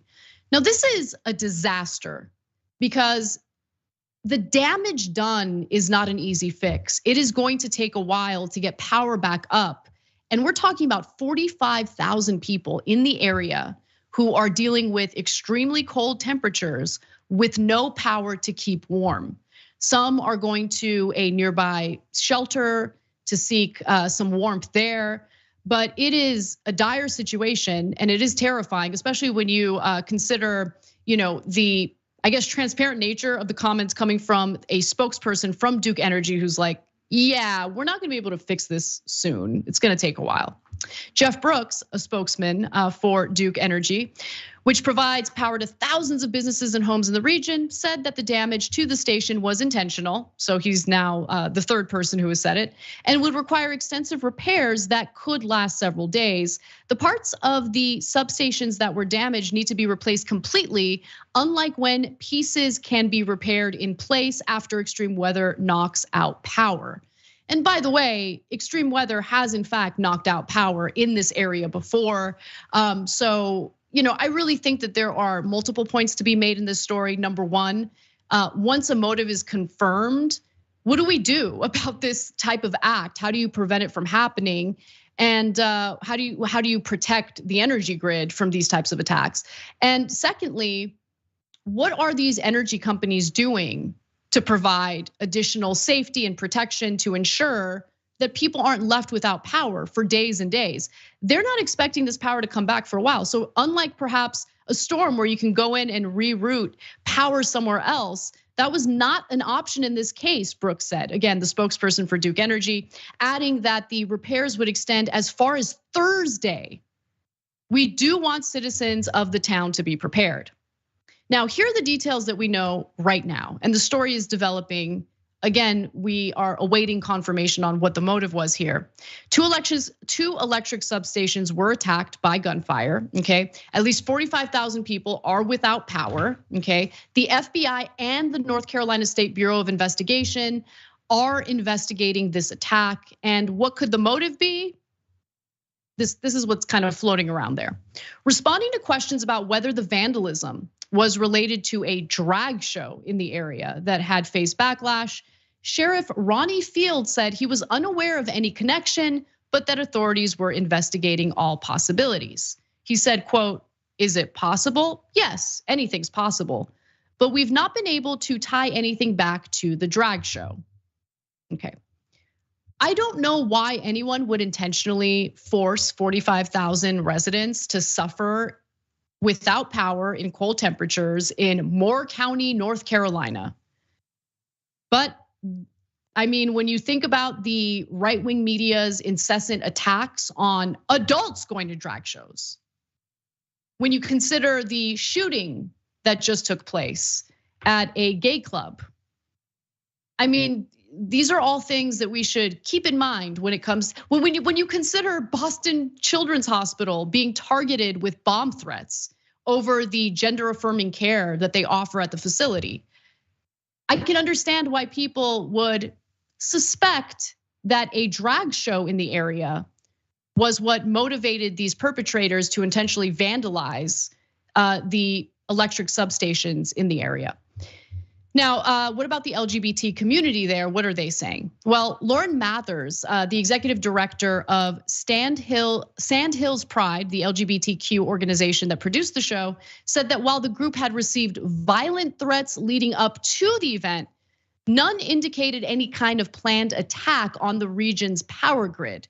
So she's saying, look, we've been getting a lot of threats, but there wasn't a threat that was specific to our power being vandalized, the substations being vandalized. She said, quote, "We did not receive any specific threats that would lead me to be able to say to you, there's a correlation." And then she added that although it was the fourth time the group had put on the show, they had never received such pushback. Drag shows in general have come under attack recently. Okay, I gotta pause and just address this for a second. Why are we allowing right-wingers to have us all live in fear when we want to engage in behavior, activities, when we want to be entertained in ways that they don't like? Like, why do they get a say, or why do they even want a say, more importantly, in what we do for entertainment, what we do for enjoyment, what we do for pleasure? Why is it any of their business? I mean, on one hand, you have right-wingers constantly making themselves out to be victims because they want to control everything, right? And when they can't, they lose their minds. They want to control Twitter. They want to control the curriculum your kids are learning in school. If you want your kids to learn about this nation's history, the history of racism in the country, no, you can't have it. You can't have it because conservatives want to control it.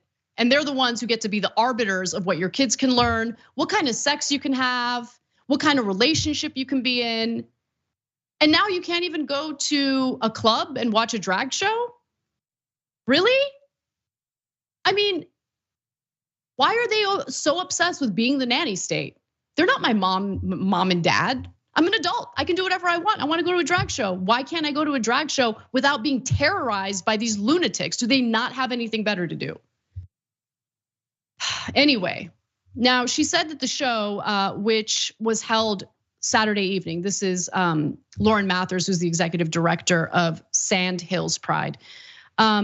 She says that it's held at an old movie theater in Southern Pines, about 80 miles south of Raleigh, and was about 40 minutes in when the power went out. And regardless of what this motive is, vulnerable people in this area are suffering. Because again, it's cold, and you should keep in mind that it has a very large retired community. So we're talking about elderly people who are, again, suffering in the cold over potentially someone or a group of people who were so outraged over a drag show that they had to vandalize 2 power substations in the area. First Health Moore Regional Hospital, which serves a 15-county region in the Carolinas, is running on backup generator power and has enough fuel to last at least 5 days, with the ability to procure more if needed. So luckily the hospital in that area is doing okay. But when you lose power, I mean, a lot of people do suffer. And Gretchen Kelly, who's a spokesperson for the hospital, says, "We're fully staffed, so we don't have any concerns. We're ready to take care of the community as needed." So that made me feel a little bit better.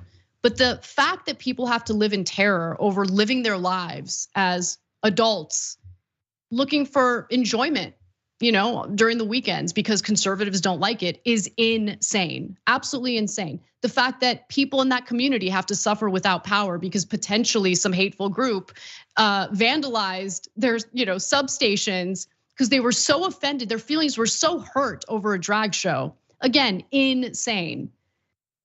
But all you'll hear is how much the left is trying to go around and control people's lives. It's crazy. There's only one area where I see real censorship and real obsession with controlling our lives, and that's not coming from the left wing. I see a lot of it coming from the rabid right that has been poisoned into thinking that all of their problems in life are caused by drag shows, the transgender community, CRT that isn't even being taught at elementary schools. It's amazing, it really is. In reality, they're being distracted by the very people who are assisting corporate interests in robbing the people being brainwashed right now. It's insane. This is what we keep seeing over and over again. And it's frustrating because innocent people suffer as a result of it. All right, one more story, and then we'll bring in Ben and get to the second hour. I want to talk a little bit about the housing crisis and how much it has really impacted younger generations in this country. There's a great story recently in the Washington Post that had some fun graphs. So John Iadarola doesn't get to be the only one in the company who likes graphs, okay? I like graphs too. So let's do it. The housing crisis in the United States is real. It is incredibly difficult for people to buy a home. And the generation that really bears the brunt of that happens to be the millennial generation. And once you get a load of the statistics here, just the difference between millennial homeownership versus homeownership in earlier or older generations, you'll get a sense of just how bad things have gotten. Now, 2021 was actually a pretty good year for millennials when it came to homeownership. And that's for a few reasons. There was pandemic relief, and that boosted savings for a down payment. Rents rose alongside home prices, and rock bottom mortgage rates made it cheap to borrow money. Millennials moved into their own homes at the fastest rate ever seen for their generation. But today the conditions are actually much, much worse, okay? So that there's a short window, that window is closed, okay? So let's take a look at this graph, which shows you older home buyers dominating in 2022, in the 2022 housing market. So in 1940, the median age for home buyers was 39. In 2021, the median age was around 45. Today, in 2022, it's 53. That is bananas. Now, millennials have historically been slower to buy homes compared to previous generations. If you take a look at this next graph, it'll show you exactly what I'm talking about. So at the ages of 25 to 34, 27% of millennials lived in a home they or their partner owned, just 27%. Now, 40% of Gen Xers between 25 and 34 lived in a home that they or their partner owned. And approximately 45% of baby boomers and silent generation individuals lived in a home that they or their partner owned when they were between the ages of 25 and 34. So you guys are getting the point here, right? Far fewer millennials have been able to own a home. And when you live in a society where really the only means of accumulating wealth or building wealth for yourself is parking your money in a home or a property, well, you're at a significant disadvantage because really any avenue of building wealth has been shut down or has been closed for the millennial generation. Now, as a consequence, millennials actually have been more likely to live with their parents than previous generations. And if you take a look at this graph, it shows you exactly what I'm referring to. So for these generations between the ages of 25 and 34, approximately 20% of millennials lived with their parents. But for Gen Xers, it was only 15%. And for baby boomers and people in the silent generation, it was only 10%. So in other words, when it comes to millennials, the number or the percentage of millennials who are living with their parents has doubled compared to that of baby boomers. Now, why has 2022 in particular been so bad for millennials? Well, there's a bunch of reasons. First of all, the average rate for a 30-year fixed mortgage more than doubled because of the Federal Reserve. We know about that. And that makes it a lot more expensive to borrow the money necessary to buy a home, right? You need a mortgage. First of all, you got to get approved for the mortgage. If you're lucky enough to get approved for it, the cost of borrowing that money, much more expensive, and it makes a huge difference when it comes to your monthly payment. So let's take a quick look at the examples that the Washington Post provided. By the way, pretty good report by the Washington Post, credit where credit is due. So you'll see 30-year fixed mortgage on a $450,000 home. This is how bad it's gotten. So the average mortgage rate was 3% in July of 2021. And so if you were buying a $450,000 home, you would have spent, it's insane, $185,000 in interest, but that's nothing compared to 2022, July of 2022, where the overall amount that you spend jumps up to $720,000 because you're spending $360,000 on interest alone through the lifetime of that mortgage.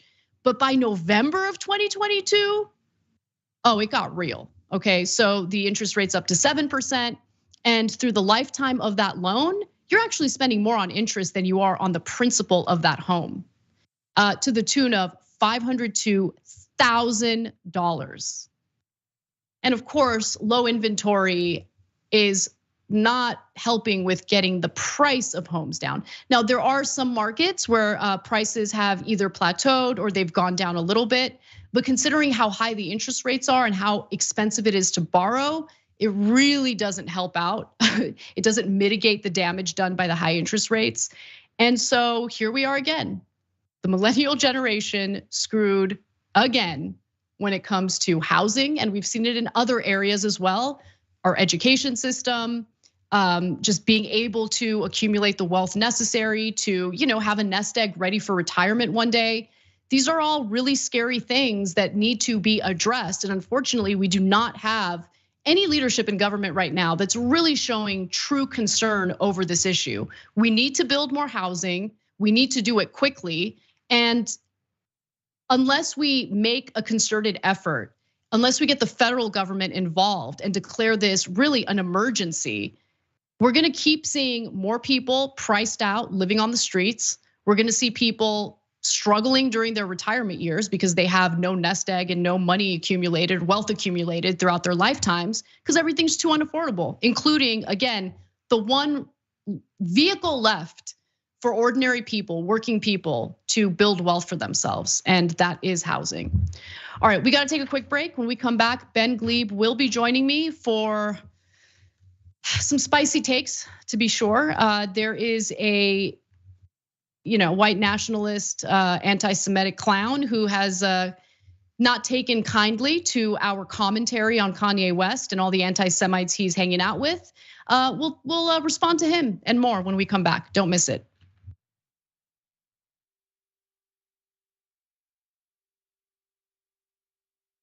Every day, the Young Turks delivers 2 hours of solid, fact-based, timely news and progressive commentary on all the day's most important stories. We keep our viewers informed while also providing perspective and insight on the news we cover, so you understand not only what's happening, but also what's happening behind the scenes, the stories behind the stories. We play musical chairs and put these children in one awful detention facility to the next. That's what's happening at the border. The things that got him banned, he's still spreading. So presumably, I think it's reasonable to say that if you allow him back on the website, he's going to do it again. Any legal voter that we deem not willing to vote for my side shouldn't vote because it'll replace me that's supposed to vote for my side. That's not how voting works. That's not how democracy works. And while many people following today's political news can get discouraged about the direction of the nation and the world, that's not us. At TYT, we're genuinely optimistic about the future, and with good reason. Today, wide majorities of Americans agree with our progressive stances on issues ranging from healthcare and education to climate, immigration, and wages. The rising generation of young people are also overwhelmingly progressive in their political beliefs and policy objectives, and they're increasingly flexing their muscle as voters and activists to demand change from our elected officials. The traditional mainstream media is mostly AWOL. They, along with the government and many other cherished institutions, have been captured by corporate interests. Audiences sense that they're not getting the whole story or even the truth from once trusted outlets, whether broadcasting cable TV news networks or national newspapers and magazines. The antidote is the Young Turks. Unlike mainstream corporate outlets, we're not beholden to corporate advertisers, to defense contractors, to Wall Street, or to Big Pharma, and we don't carry water for the Republican or Democratic parties. So watch us Monday through Friday at 6 p.m. Eastern, 3 p.m. Pacific, and join the thousands of progressives around the globe who tune in every day for TYT's unmatched, award-winning content and see what it's like to experience a news organization that only answers to you. I don't care if you're Christian. In fact, I will fight for you to have your religious liberty and practice your Christianity. I believe in that.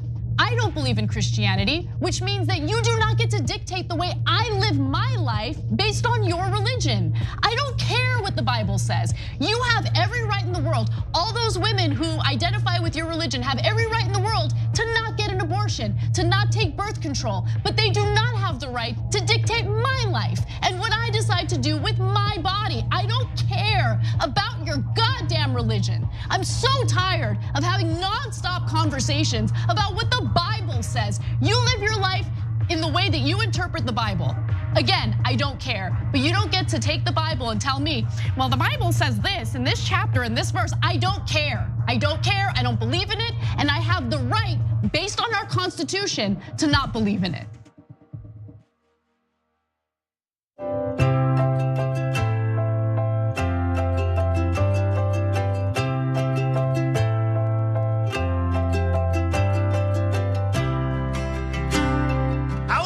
Walking the dog on the White House lawn. Would that be?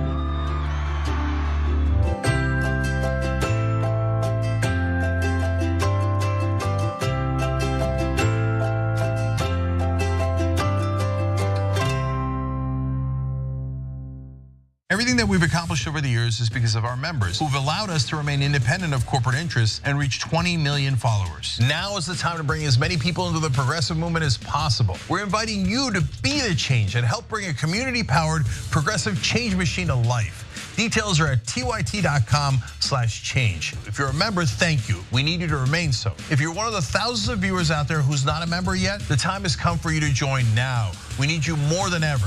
tyt.com/change. Truly believe that this is a human being. This, without a doubt. Without a doubt? Yes. This is a dolphin fetus.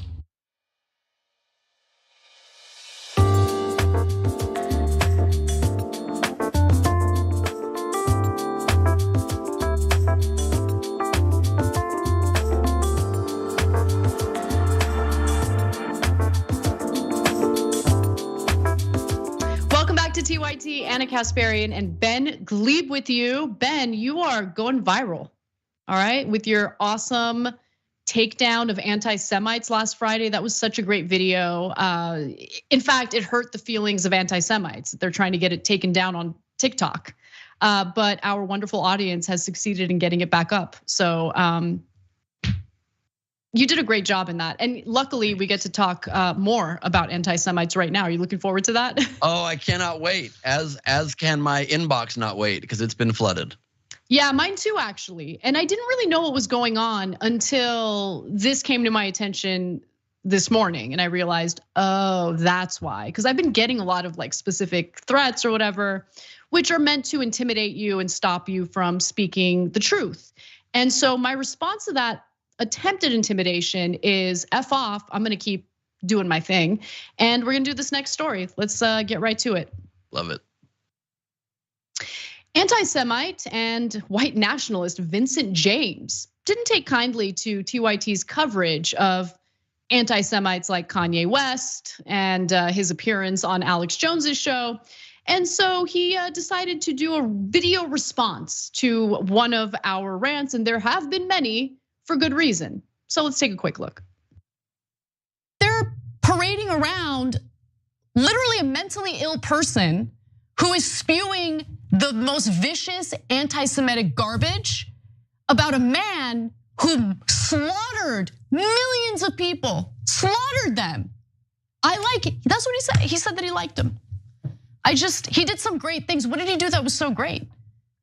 I can't with these people.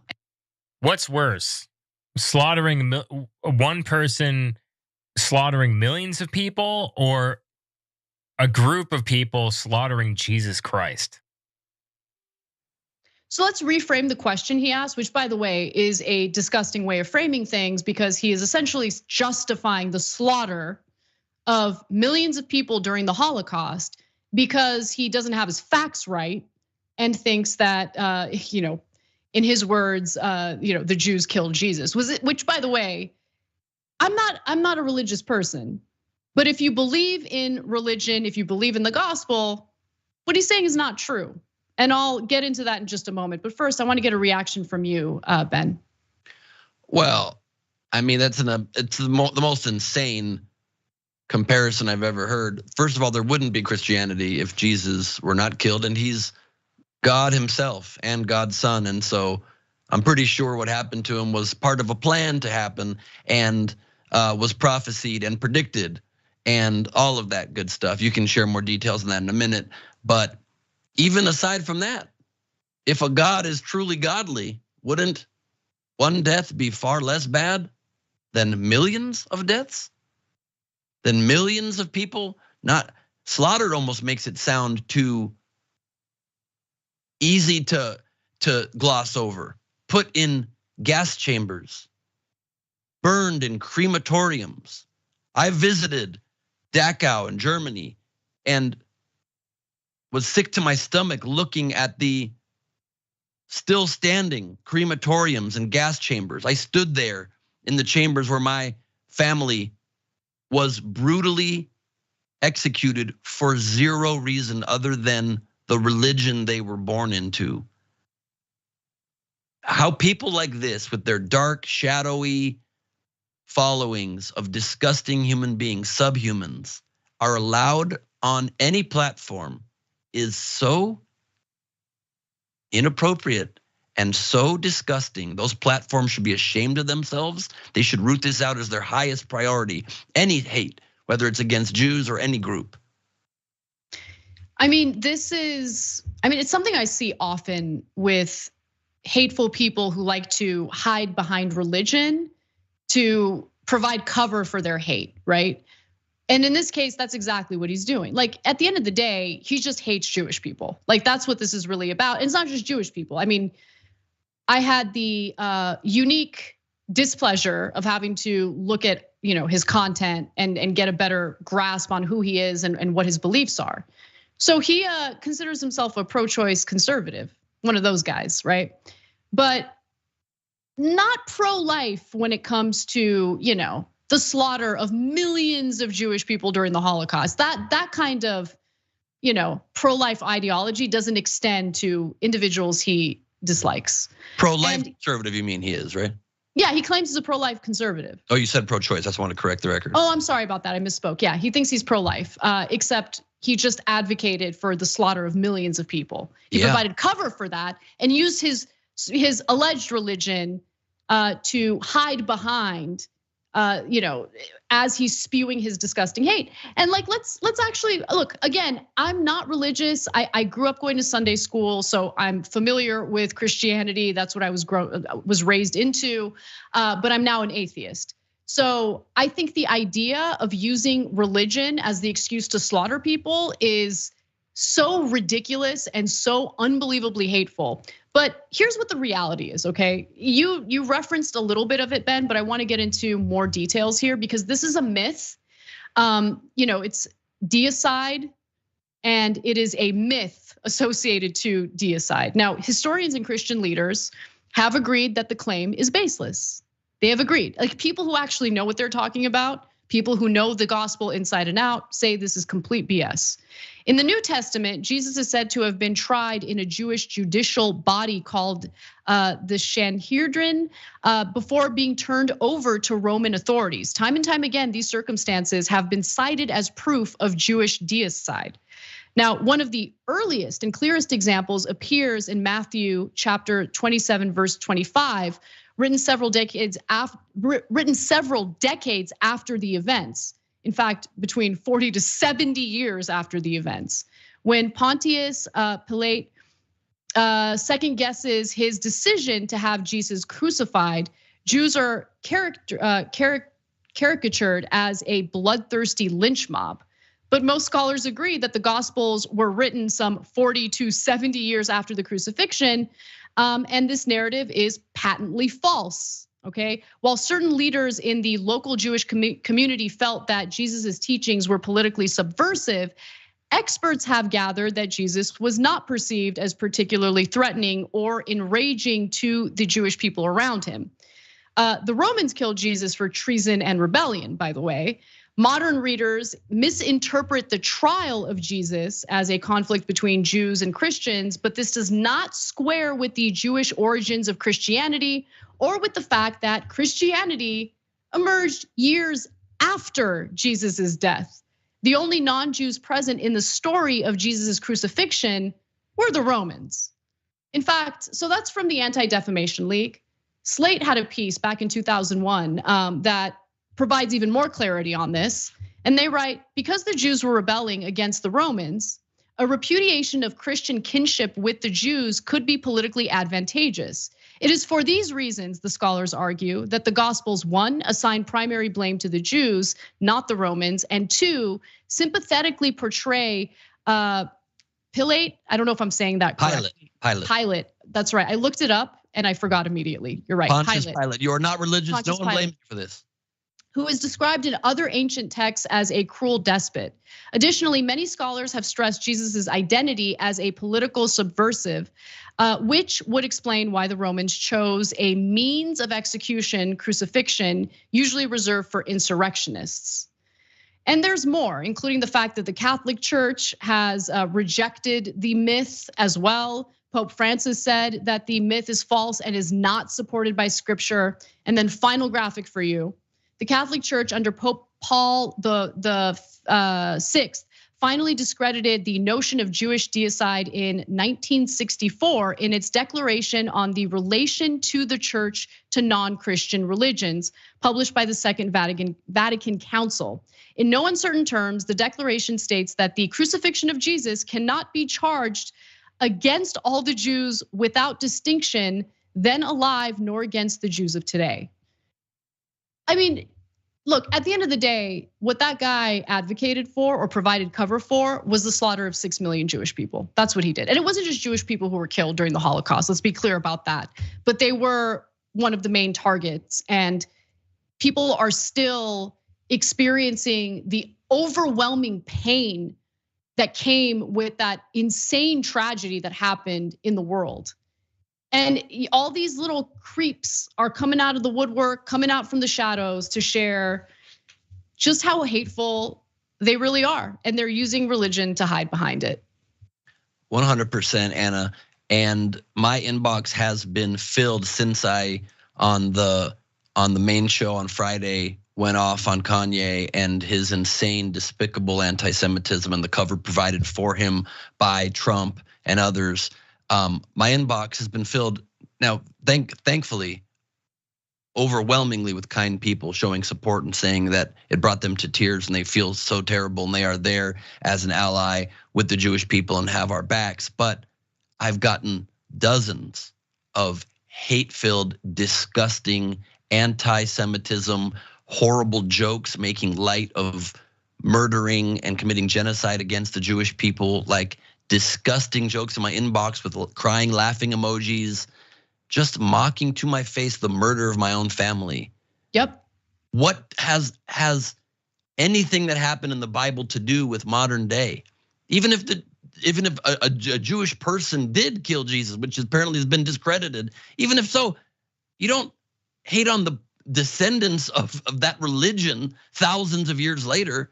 I go to Germany and have fun hanging out in Germany. I don't have anything against the German people. I have things against modern day Nazis who are currently espousing the beliefs. It's about what you do as a people today. You can never move forward as a planet if people aren't able to get past the divisions of the past. You have to be able to forgive the past as long as somebody now or a group of people now are repentant and are good people now and disavow those horrible actions of the past.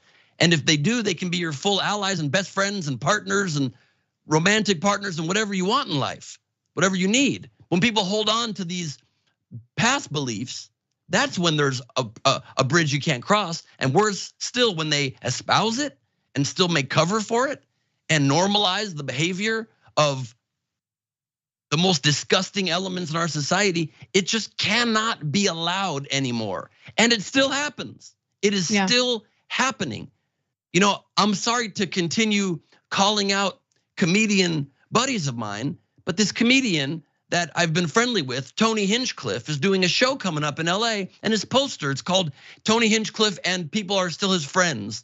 And there's Netanyahu on the poster, and then there's Hitler on the poster and Kanye on the poster. What? And the show is sold out. This is a joke, and I called him out in his comments. I'm like, that is disgusting, dude. And he goes, I said, how desperate are you to sell tickets? And he goes, it's sold out, lol, you weirdo. And I said, well, you're not the first person to figure out that hate sells, but have some standards. This is the problem. This is the exact problem with the normalization of hate. People think it's, and the comments were predominantly hilarious poster, man, ha ha ha, love it. And that is the quick creeping in of incredibly dangerous, poisonous hatred, bigotry, racism in this country that is allowed by people who think it's funny, who don't stand up for things, who want to take advantage of moments to sell tickets. Screw you, straight to hell for doing that. Enough. Yeah. No, it's really incredible how many of our fellow Americans really stand for nothing. Yep. And, you know, at the end of the day, when you go home and you feel empty inside, it's because you've decided to chase the views, the cash, whatever you thought would get you the attention you needed to make some quick money. But at the end of the day, look at the world around you and look at the environment you created around you. When you don't stand for anything, when you have no principles or values and you don't take care of your fellow man, right? You look out for people. That's the whole point of life. To me, that's what spirituality and religion is. It's about lending a hand, looking out for people, and wanting to watch people thrive and succeed. And if your entire existence is just consumed with hate or justifying the hate or exploiting that hate for dollars,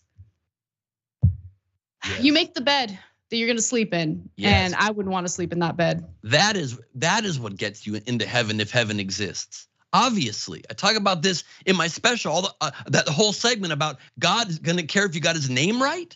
Why would he care if you got his name right? He cares if you follows his beliefs, if he teaches, follow his principles, his teachings. And if you're someone who calls yourself religious and is okay with or laughs at or even stands silent in the face of hate toward any group, even that not of your own, you are a horrible, evil person. And if hell exists, that's where you're going. All right, we got to take a break. When we come back, we'll give you an update on the protests in Iran. Looks like there are some concessions by religious leaders in Iran, but it ain't good enough. The protesters are still going, and I love it. And later in the show, we'll talk about Herschel Walker and the upcoming runoff elections in Georgia, which will take place tomorrow. That and more coming right up.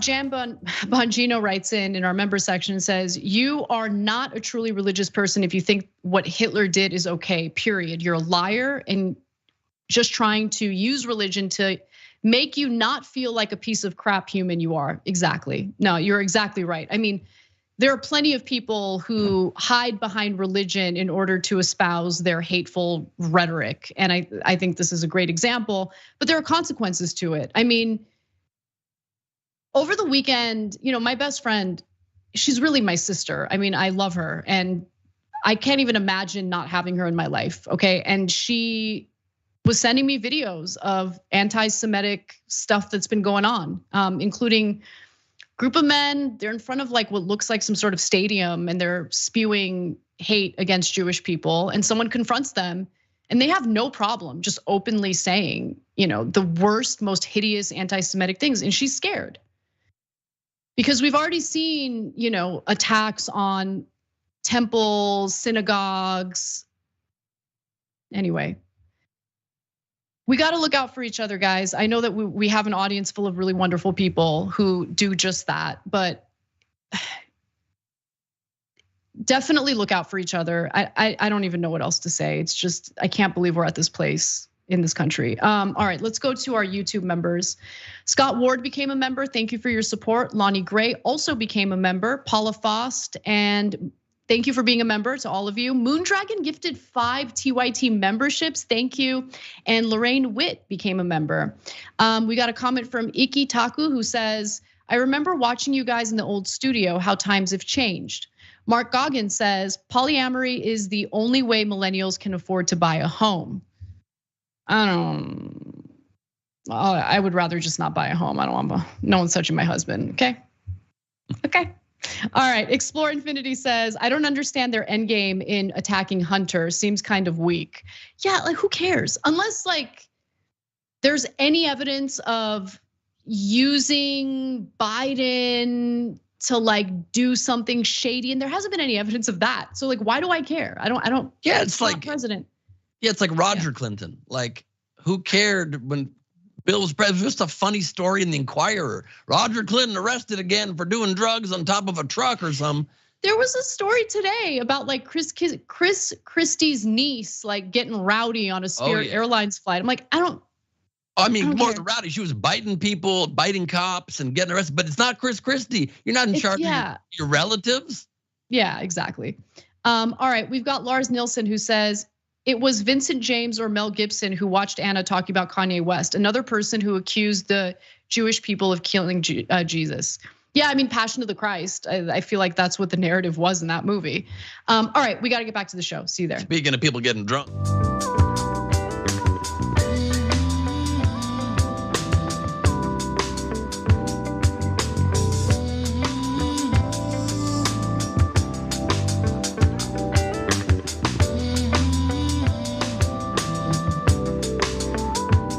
What's up, everyone? Welcome back to the show. I just want to read a quick comment from Jason Ray in our super chats. It's a comment about Elon Musk.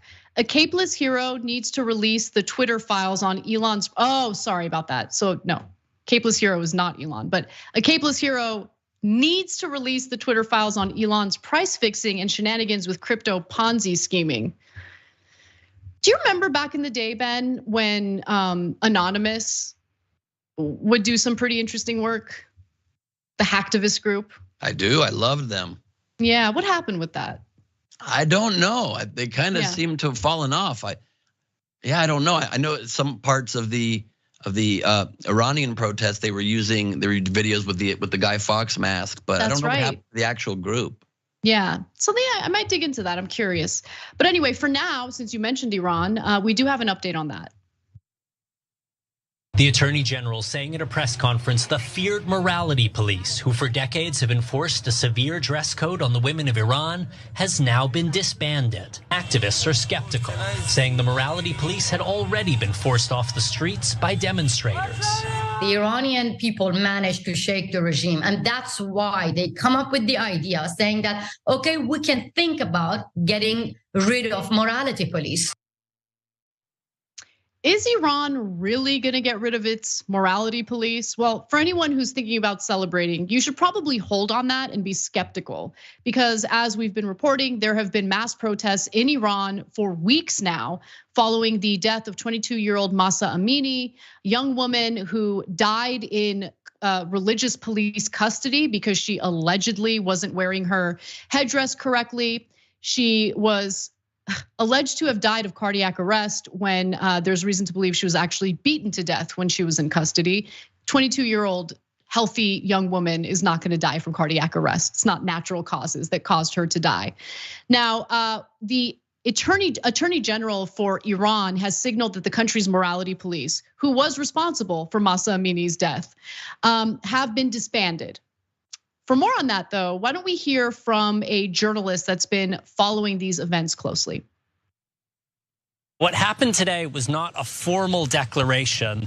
Instead, the Prosecutor General of Iran was attending a religious conference, and he was asked at that conference, why have the morality police been shut down? And he didn't take issue with the premise of that question. Instead, he said about the morality police, the same institution that established it has now abolished it. Now, we should be really clear. The Prosecutor General is not in charge of the morality police. And Ali, as you know, nothing in Iran is final until Iran's supreme leader, Ayatollah Khamenei, says it is. That last part is especially true, right? The supreme leader needs to confirm that, and there's been no confirmation in that regard. And Ben, you've been following this story closely as well. You are also, in my opinion, rightly skeptical of the morality police being disbanded. There are protesters who are saying that the morality police have largely disappeared from the streets over the past few months anyway, but that could be to, I don't know, maybe prevent themselves from getting harmed as mass protests are taking place in response to the morality police, who knows? But I don't believe for a second that the religious leaders in Iran are going to give up power that easily. Absolutely. This story, as reported by the New York Times, is totally bogus. I have a lot of friends and associates on the ground in Iran. Some of my dear friends are Persian. Some of my ex-girlfriends are Persian. I've been communicating with them very frequently about this. They're sending me feeds from people specifically in the country on the streets. It is not true in any way. The New York Times ran this without fact checking it and ran it just from an off-the-cuff statement from the Attorney General, as you said, who's part of the judiciary, which has nothing to do with the authority of the morality police.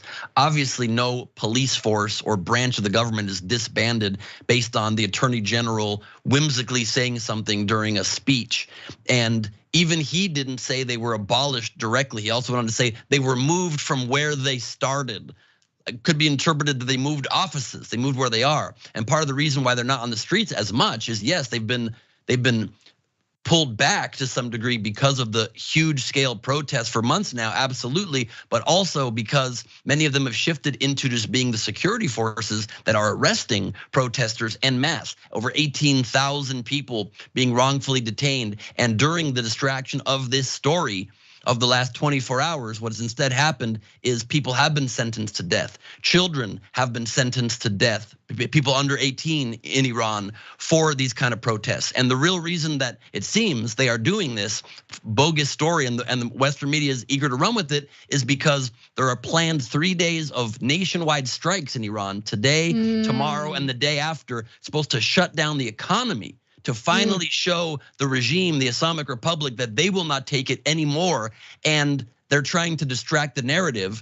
And the purpose of these protests has never been from the very beginning to just get rid of the compulsory hijab laws. It's to take down the regime. It is revolution. It is a change of government. And so even if they did get rid of the morality police and say you don't have to wear head coverings anymore, that would not satisfy these protesters. Exactly.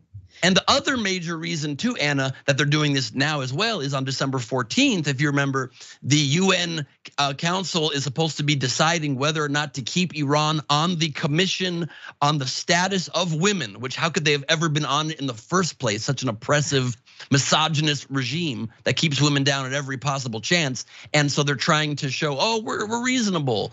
It's a lie, it's a distraction, and this will not stop the protests. And hopefully the coverage can shift to covering the protests instead of buying that this half measure said by a half person barely said is some decree by the supreme leader. They still have a supreme leader, which is ridiculous. And that person hasn't said jack about this.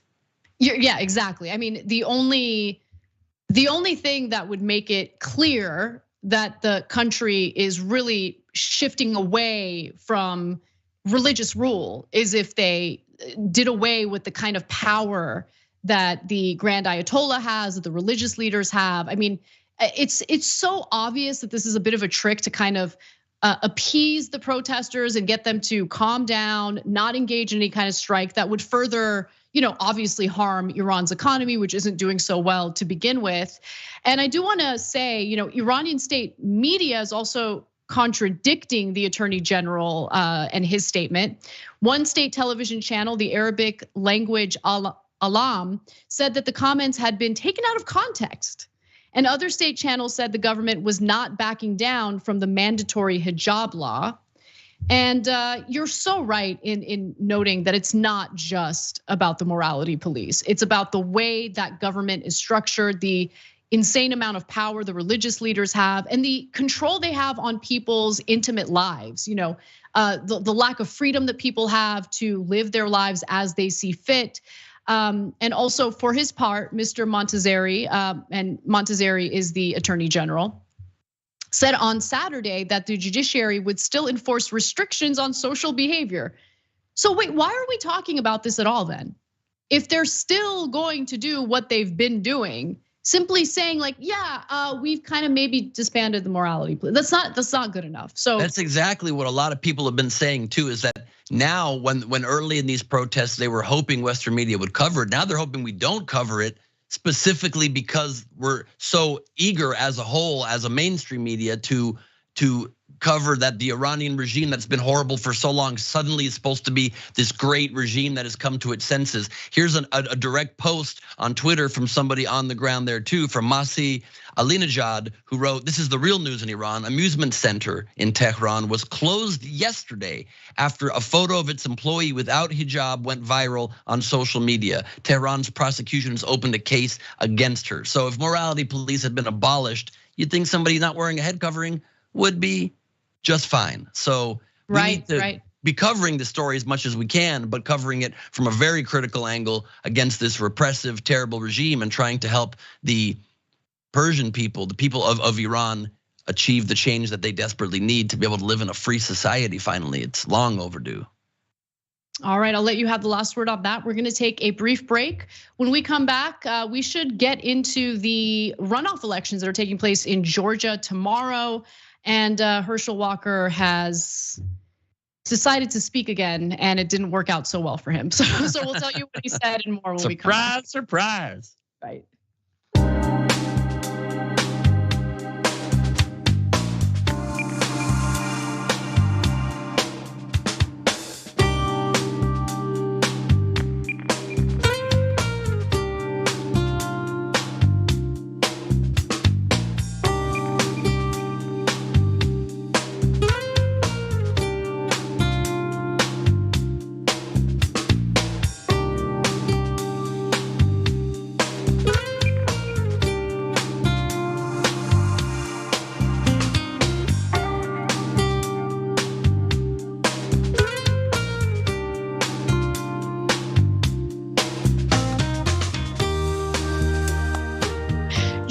Morton's comment in our super chats, I gotta be honest, it made me laugh. It's a reference to the intentional vandalism of the electric substations in North Carolina. And there's some, speculating that it was done intentionally to stop a drag show in the area. Joanna Morton writes, 20 years to life to stop a drag show? Really? Yeah, really. I mean, these people are obsessed with knocking the fun out of society. Like, you're an adult who wants to go to a drag show on a Saturday night, you're not allowed. We believe in freedom, please. I mean, everyone who's against drag shows, I just recommend one thing: go to a drag show. It is so much fun to go to a drag show. I never thought I would enjoy a drag show. I'm a heterosexual male, and I thought, why do I want to see a bunch of guys dressing like girls? And you go, and they're just amazing. It's a performance art. It's incredible. No, it's fun and it's different. Yeah, no, it's fun. I mean, what's next? Are they gonna start, losing it? They're gonna start throwing feces at the wall when they hear about Renaissance fairs and stuff? Like, oh wait, they did throw feces at the wall in Jan 6. What are they gonna do next? Ban books? Oh wait, they're banning books. I know. What are they gonna do next? Say they won't make websites for gay people? Oh wait, they're doing that. It's in the Supreme Court right now. Oh boy. I mean, if they're concerned about people dressing up in ways that doesn't accurately represent their identity, I mean, have they been to Comic-Con? Have they ever been to a Halloween party? Are they okay? Do they hyperventilate at such events? They're so ridiculous. Anna the Linguist Dragon says, we were supposed to go to a drag show for my bachelorette party, but we aren't going now because a couple of us are too scared to be there. That makes me so freaking sad, Anna.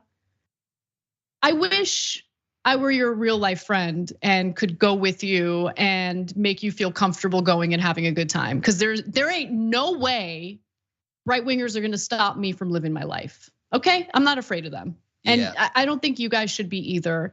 Obviously be aware of your surroundings. If something seems sketchy, listen to yourself and make a decision based on that. But don't let them stop you from living your life. Then they win, and we can't have that.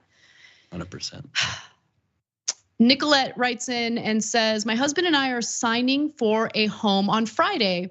We could only do it because my parents are moving to Portugal. God, your parents are so lucky. Portugal's beautiful. And selling their home, thankful for the transfer of generational wealth, but it still sucks. Yeah, I mean, look, you obviously recognize the privilege in having that generational wealth passed down to you. You are very lucky, but enjoy the home. It's nice to not have to deal with a landlord. I have an HOA, so I kind of still have a landlord, but nonetheless, congratulations. I'm really excited for you. Let's go to the show now. Landlord, but just get ready for also a lot of extra headaches though too. That's the only downside. I know, but you learn how to take care of things on your own. It's good, it's empowering. Let's get back to the show.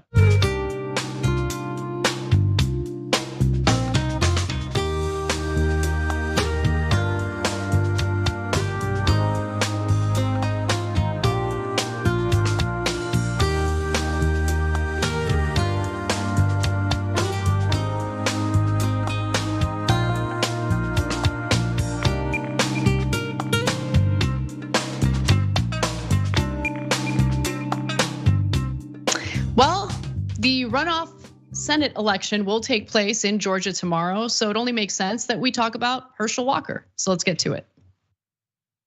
Y'all have kids. Everybody have kids, I hope. You have kids that they love to watch all these shows, and you have to sit there and watch them with them and stuff. And sooner or later, you get when you like the shows, but they don't like them no more. And now you have to watch them by yourself, and you feel like a dirty old man. Like I had to rent the neighbor's kid to go see Jungle Book like a year ago, because my son didn't want to go with me to see Jungle Book, and I don't want to look like a weird guy. There you have a Republican Senate candidate who's running for Senate in a runoff election in Georgia tomorrow, talking about how he rented children to watch a children's movie. That was his cover. That was his cover to not look like a weirdo. If you want to not look like a weirdo, rent local children and bring them out in public with you and pretend they're your own. Oh, how did this happen? How did this happen? I mean, Okay, I so- can paint a direct line for you. It goes from a bunch of idiots that were morally bankrupt that started saying, I wonder how morally bankrupt we can be. And then they're like, oh, let's try Trump. And Trump was completely morally bankrupt and said insane things, and that worked. And they're like, what about somebody who was what CTE would look like if you could draw it? And that's where we are with Herschel Walker. I just need dudes in general who think about running for office to understand one thing. Don't share anecdotes with kids at all, ever, okay?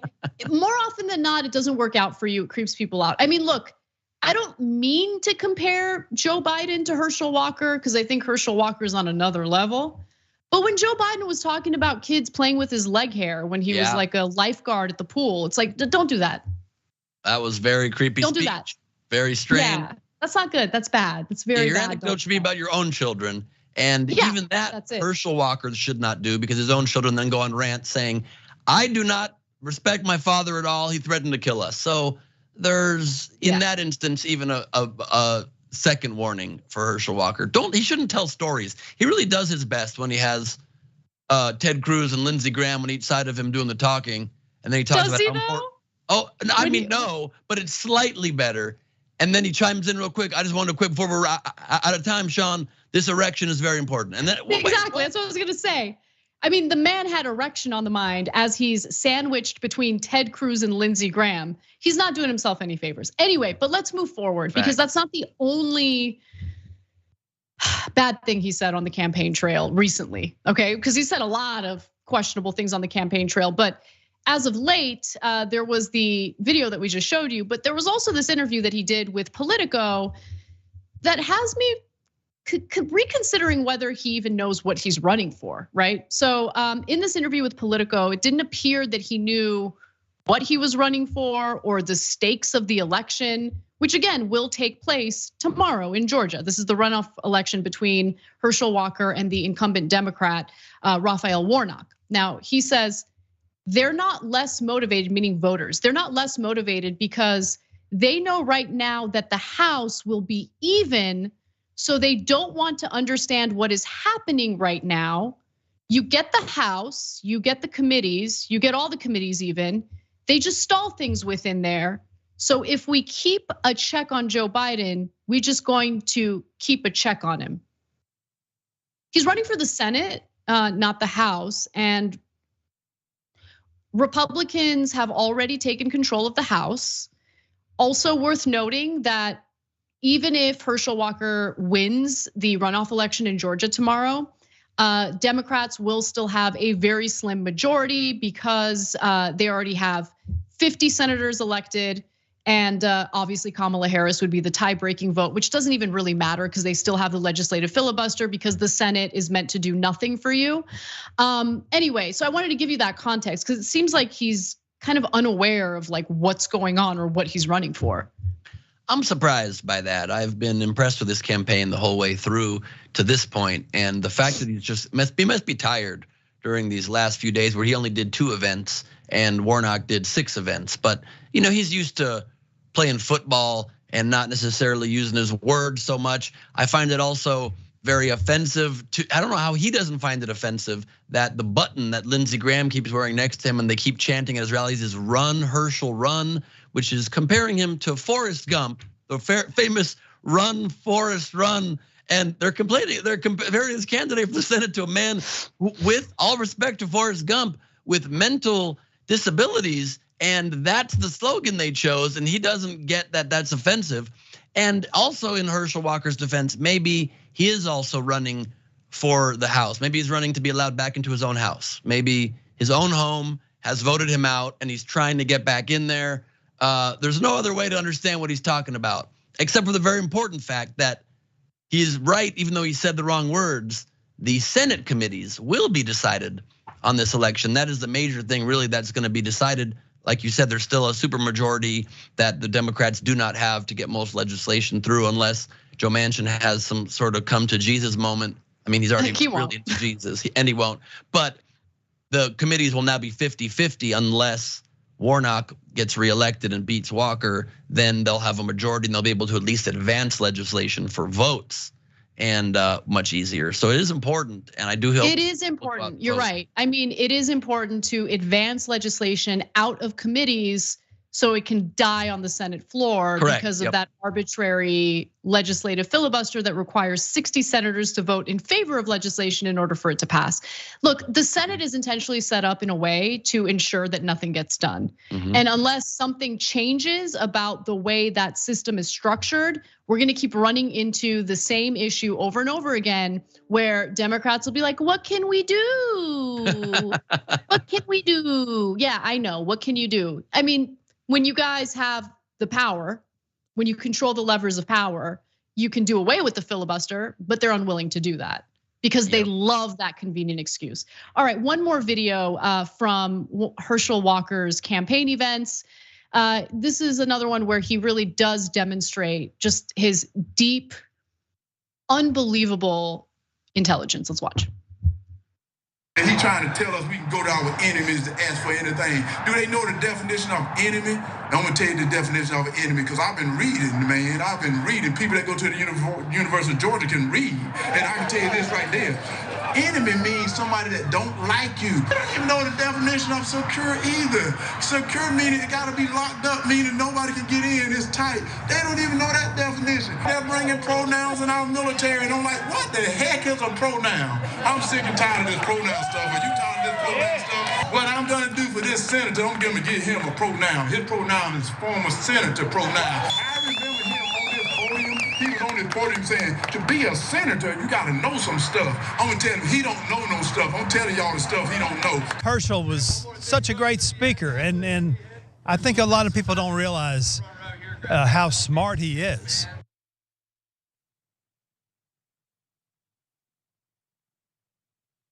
Okay, I have no idea what he was talking. He's read books lately. I don't know what books, and I don't know what that has to do with anything. What did he learn? What is he going to carry out based on what he has read in such books? Like I whatever. I mean, look, here's the good news, Ben. There is some good news here, and the good news is that people are getting real active in Georgia and they are casting their ballots. More than 1.8 million ballots have been cast to date, with about 300,000 people voting early each day last week, setting records for the largest single day early voting turnout in state history. Early voting ended on Friday, and Georgians had only 5 days of statewide early voting this year, compared with 3 weeks during the last runoff and for last month's general election. And I should note that Democrats are outpacing Republicans when it comes to early in-person and mail-in votes. Heavy margin here, 52% to 39%. So there's a part of me who, just based on how Herschel Walker has been behaving recently, that believes he's kind of given up and he knows what's gonna happen tomorrow. But I also don't want to get too, confident. So if you're in Georgia, if you haven't cast your ballot yet, if you haven't voted, please make sure you do so. It's an important election, because to me at this point, it's not even about, which party is going to take control. Like, Democrats have the control. They have the, 51 with Kamala Harris included to have the majority.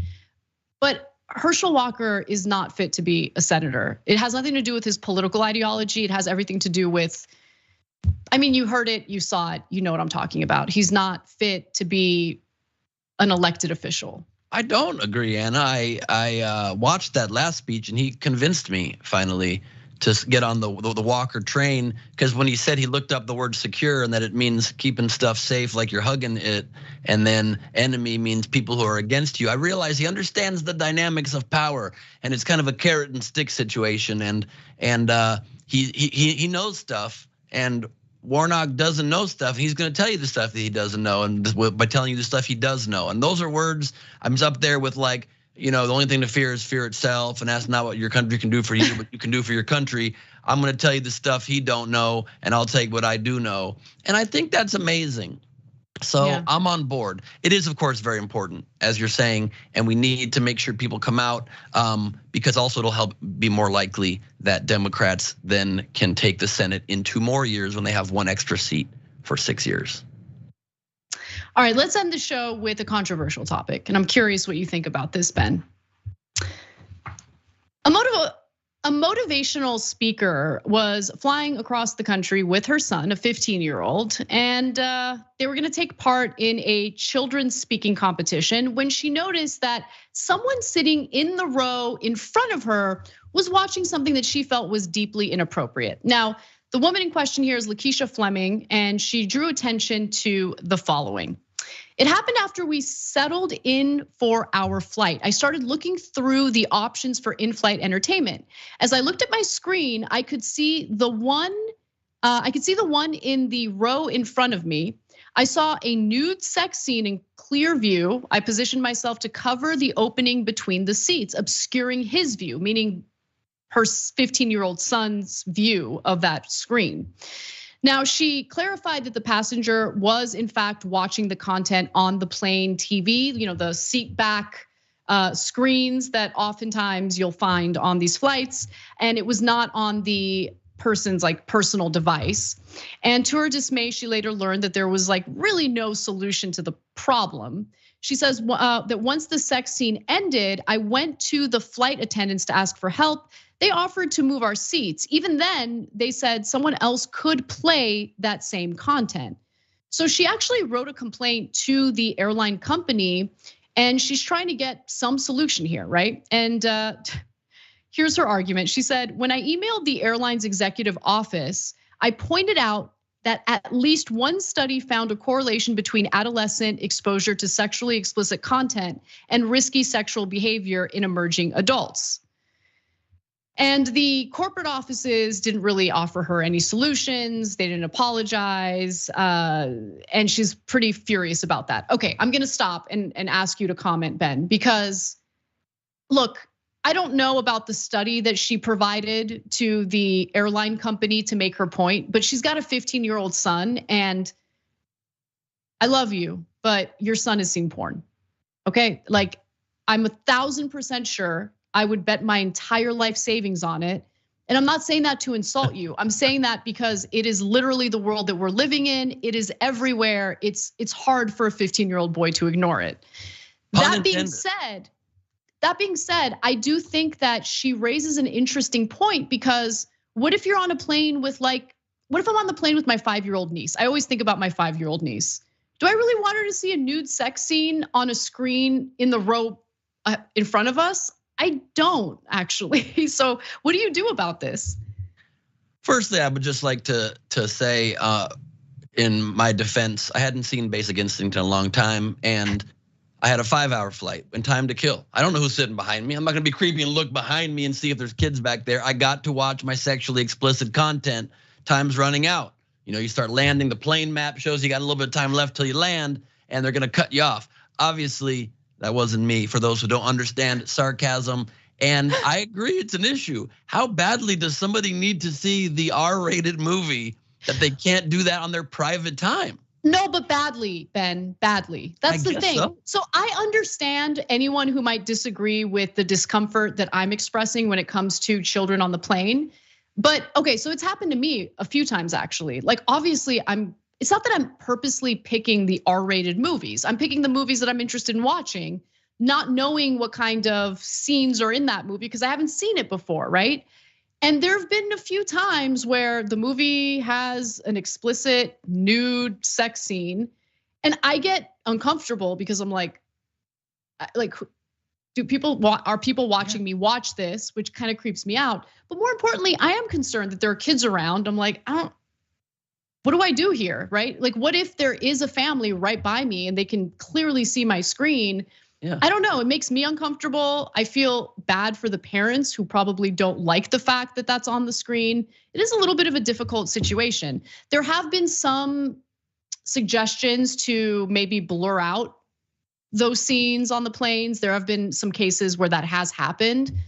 Maybe that's a good middle ground, I don't know. So I'm not completely dismissing her concerns. I'm dismissing her concern about her 15-year-old son, though, who has definitely seen porn before. Totally, she should have worried about this 10 years earlier, but I totally agree with you that I think it's inappropriate. It's made me uncomfortable many times. You'll see a 3 seats over, somebody watching a sex scene. They always tell you at the beginning of movies, this film has been formatted to fit your screen, which as the old Stephen Wright joke goes, that means, of course, if cameras on a big screen, what are they gonna just show you a knuckle? That's not the point. But how about also edit out some sex scenes? You watch it on a plane, you don't get everything. All right. All right, we have our bonus episode next, tyt.com/join, and we'll see you there.